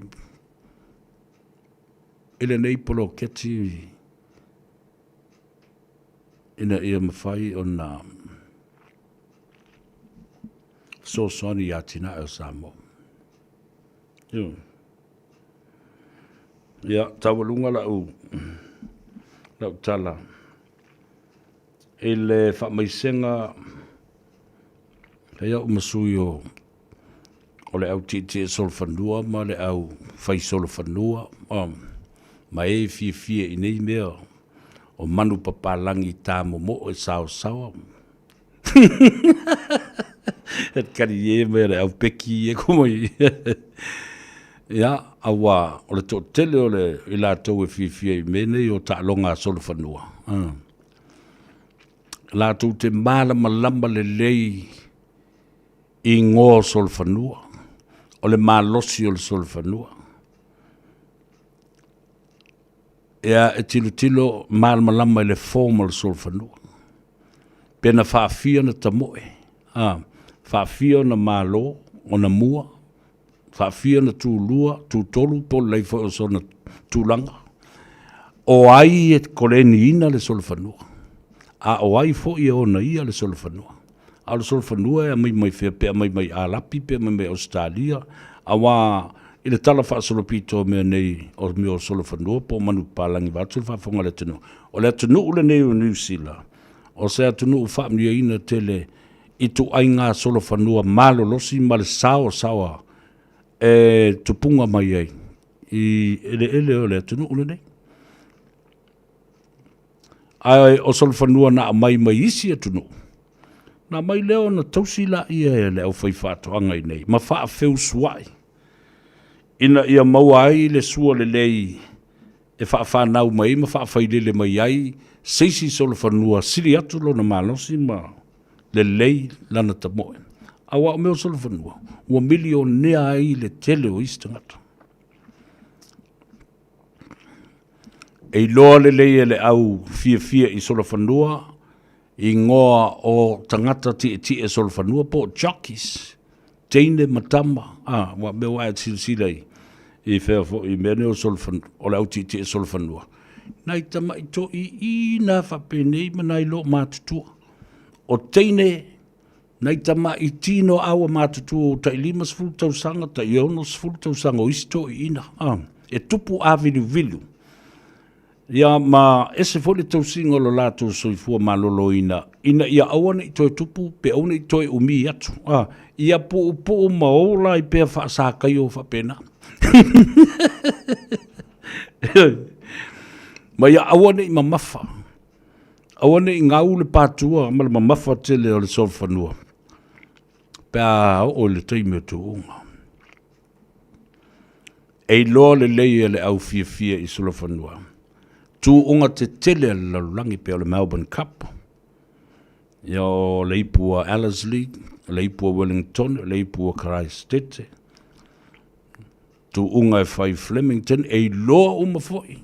Malai ese le lalulangi, po Tokyo, po Dubai, po Amerika, ia, po Australia, Wollongong, Flemington, ia mai nei Ellerslie. O le aso lana nafi. Na matua i whaanoa ai le lalulangi atoa. Ona o se tasi o tangata lawi loa i le tausia ma le koleni ina o mea ola o le solo whanua. E nofo i New Zealand. Whanau i New Zealand. Ola i New Zealand. Ai le ilewa ona toe anga i atu ma masi ilo na ainga no nofo i Australia. Ina ua whaamanawa whaafosei e le atua le tautua ma ngā ruenga le lei sa whaia le nei tangata o le sunga ia Mike Maroney. Ta si le nei tangata matautia na ia koleni ina ni solo whanua se wha. Na manu malo mai i le tuunga tele lea e ta o le Melbourne Cup every year. The race that stops the nation.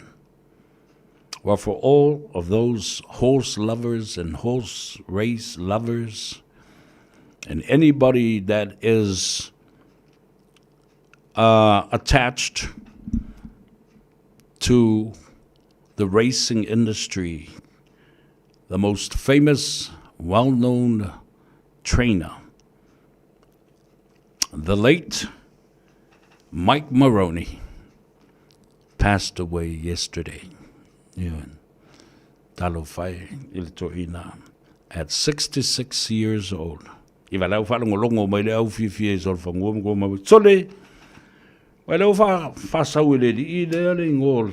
Osko inga lenga maliwanga fia, well known around the world in every circle of the industry, of the racing industry, in Japan, Dubai, and also in Saudi Arabia. Yeah, mama kwa imilio ngea yar ngi kamaloa. Matangata umai e whainga ruenga ia te ia. A mata mai lava ia I latou o e o e ao ia le meo le o le whea ua le solwhangua. E kai korsu lima karai le ikula. Ia maka kou e kaku ke whee ngi le minimum wage meo le sfulu walu ka la lusura. Ia se wawa I ka whainga ruenga ia Mike Maroney. Yeah, they also Matoktia, Paul Maroney and Mike Maroney. Wonderful people. I've read a lot of stories about these people that have lifted the racing industry because tasilea me tele tupe ngata ma tunu ya tina ai malonatu te mau ainga. Ia fa malulu atuai ia te utou ia nai to inama. Nai lo matutua ia o te vavai atua e sila nei pe aone. I o atu lato ina molo matutua. Fo ie masani meo sol whanua. Whapela o kala kawhewhe. Ai anga o le leingi a ongo la hiki ka ngaka nge ai o koi ofisa mo. E makua whaile leile maki o aka e makua... Whakusei kui whongara meri ngai ke whai kaui. Te wawa e te le man malama le mea. Mai o le form lea. O le mea lea. Me le tau mai e te oe na mua le sa whanua e lea so timpo. O I lea na ele I mua I lea so aso vevela e malo ele malai. Se te ofo. E matau tia lea ta mamai le whaitawina o le afa o le lipoti o le solo whanua ma. E o mai a onga I le mere. A kuria kue o le a onga I aso ai mo musu. Ia, ona o mai lea o le tala. La tai sa mo e lau whawhonga ma lau tapu o inga neas. Mo voi lea so tātou te tali e ai ma fia ai ma sua ai ia ma whasoa foi. Tātou nofu talo pe mo lo tātou tunu I Samoa. O lo iai ia le vai so fau ia maisi foi me on tupu mai ai. Ia o le tu suia foi o le fono malu o Samoa. Ia talo ina ia mo foi le fa to fala inga le fionga le fong ftelai. Ia fa pena foi le fionga le mai tai pan bia mala na kapeneta ia me se foi le teita ile sunga lauli le mali toa. Sunga fo ia tu le epa ma le lai tu o le vai. Ia manatu ina ia maua fo ila utou to fai lango sua mai I. Ele e ui ina ua teitai le siu. I le ulu o le whainga malo ma le vaenga minority leading the majority of the House and Parliament of Samoa. E le tai au le tua. E le tai au le tua. E lua mea te tele o lo whaatalitali ai. Ia pasia le lafo atoa o whaa o tula fono lo ta oto nei le mauta. Tawana pasia o mana mea le lava yasu. Lua la ia lea. O le whaatalitali o le atunu. Po a whea musu ia e le anganga pa ia le tua. Ma le whautua ngā nisi e ave le tamaitai paramia. Ina ia whase e tua ngalu. Ma wha ma vai lona tofinga. Mea nā le ua umai ia te. Tolu loa. O le teimi. o le a si lima i loa le sunga i lauli e whaata oto le lafo mo whaatu le lafo o le whaatuatua ina o fia me. Take that from me, ladies and gentlemen. That is exactly my predictions of what's going to happen next week. Ia le tala le nā ma le ngang whaalalo, ia lofa mai le tua, ia pui lau tau soifua. Ia manuia le aso ngātai au, whaatalo whātu le sunga le to ina. Reverend Elder Talia Tapale au ma le whaletua ma le mamalo le kalesia i manurewa, aftai le anga le lei ma lau tau whaalualo. Mana le upfolfola le aso tai au, ia whapena umalawai, au whaingaruenga.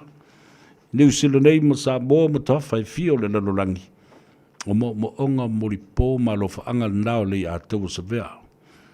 Ia, whamangalo mai se leo, se upu wasasi, ia po ua le tau tamali i ma pa o papa i lau whafonga. Wa ai se nu ula le leintanga tono no fwai. A o iei ni povi mani mea olo iei, velo iei i o. Ale ai. Loe la lafo mai ale ataua. Aupu masani na o le whale manono. A naula kila. Lafo i ngatai. A ngau malepe le ama o le sa. Lafo i ngatai le ainga le tai. Ya, man via fo i tamam tina matua o le atunu. Lau tau tapua inga. O ea lo o fau malanga. Ya, malanga maletua ma folau i langi mā. Tātou whiloa i le vai as fōmuru i tele sa pati a tai au. Lei ātou o savele nei. Ia la tale pese lea a lei ātou. Whakmanui atua i le uso, i le sunga lauli, tau tai to whaiono. Toko to whaiono, sa lawi lo ai le manu Samoa, i le tele o tau sanga. Ia, se mairi ka pese i rama ua. Ia lele la ia. Always and forever. A composition and le atoa Severa's own rendition o le ata whaamanui atuai to this wonderful, beautiful, special day from all of your friends and from le atoa Severa for you, our brother. Lauli, tautai, toko, to whaiono of Vaiala Mota'a and Salua Fata Luflufi.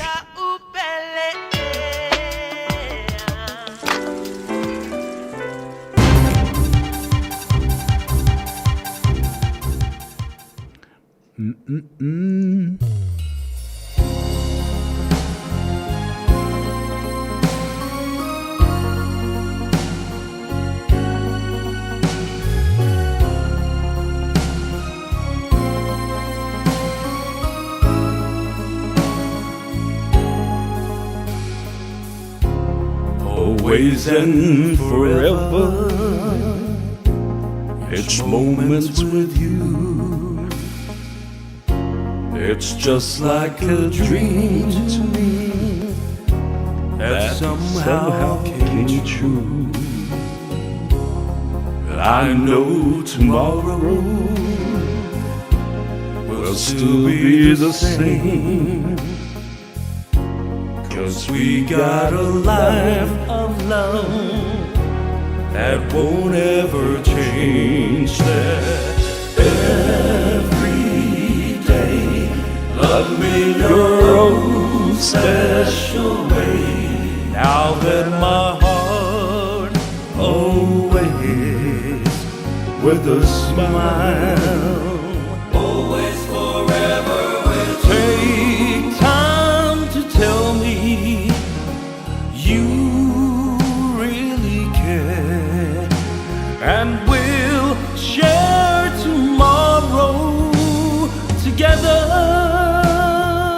Always forever with you. I'll always love you forever. Always forever with you.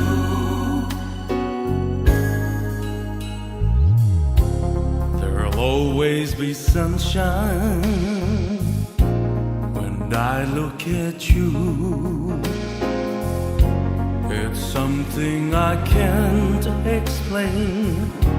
It's just what you do. And if you get lonely,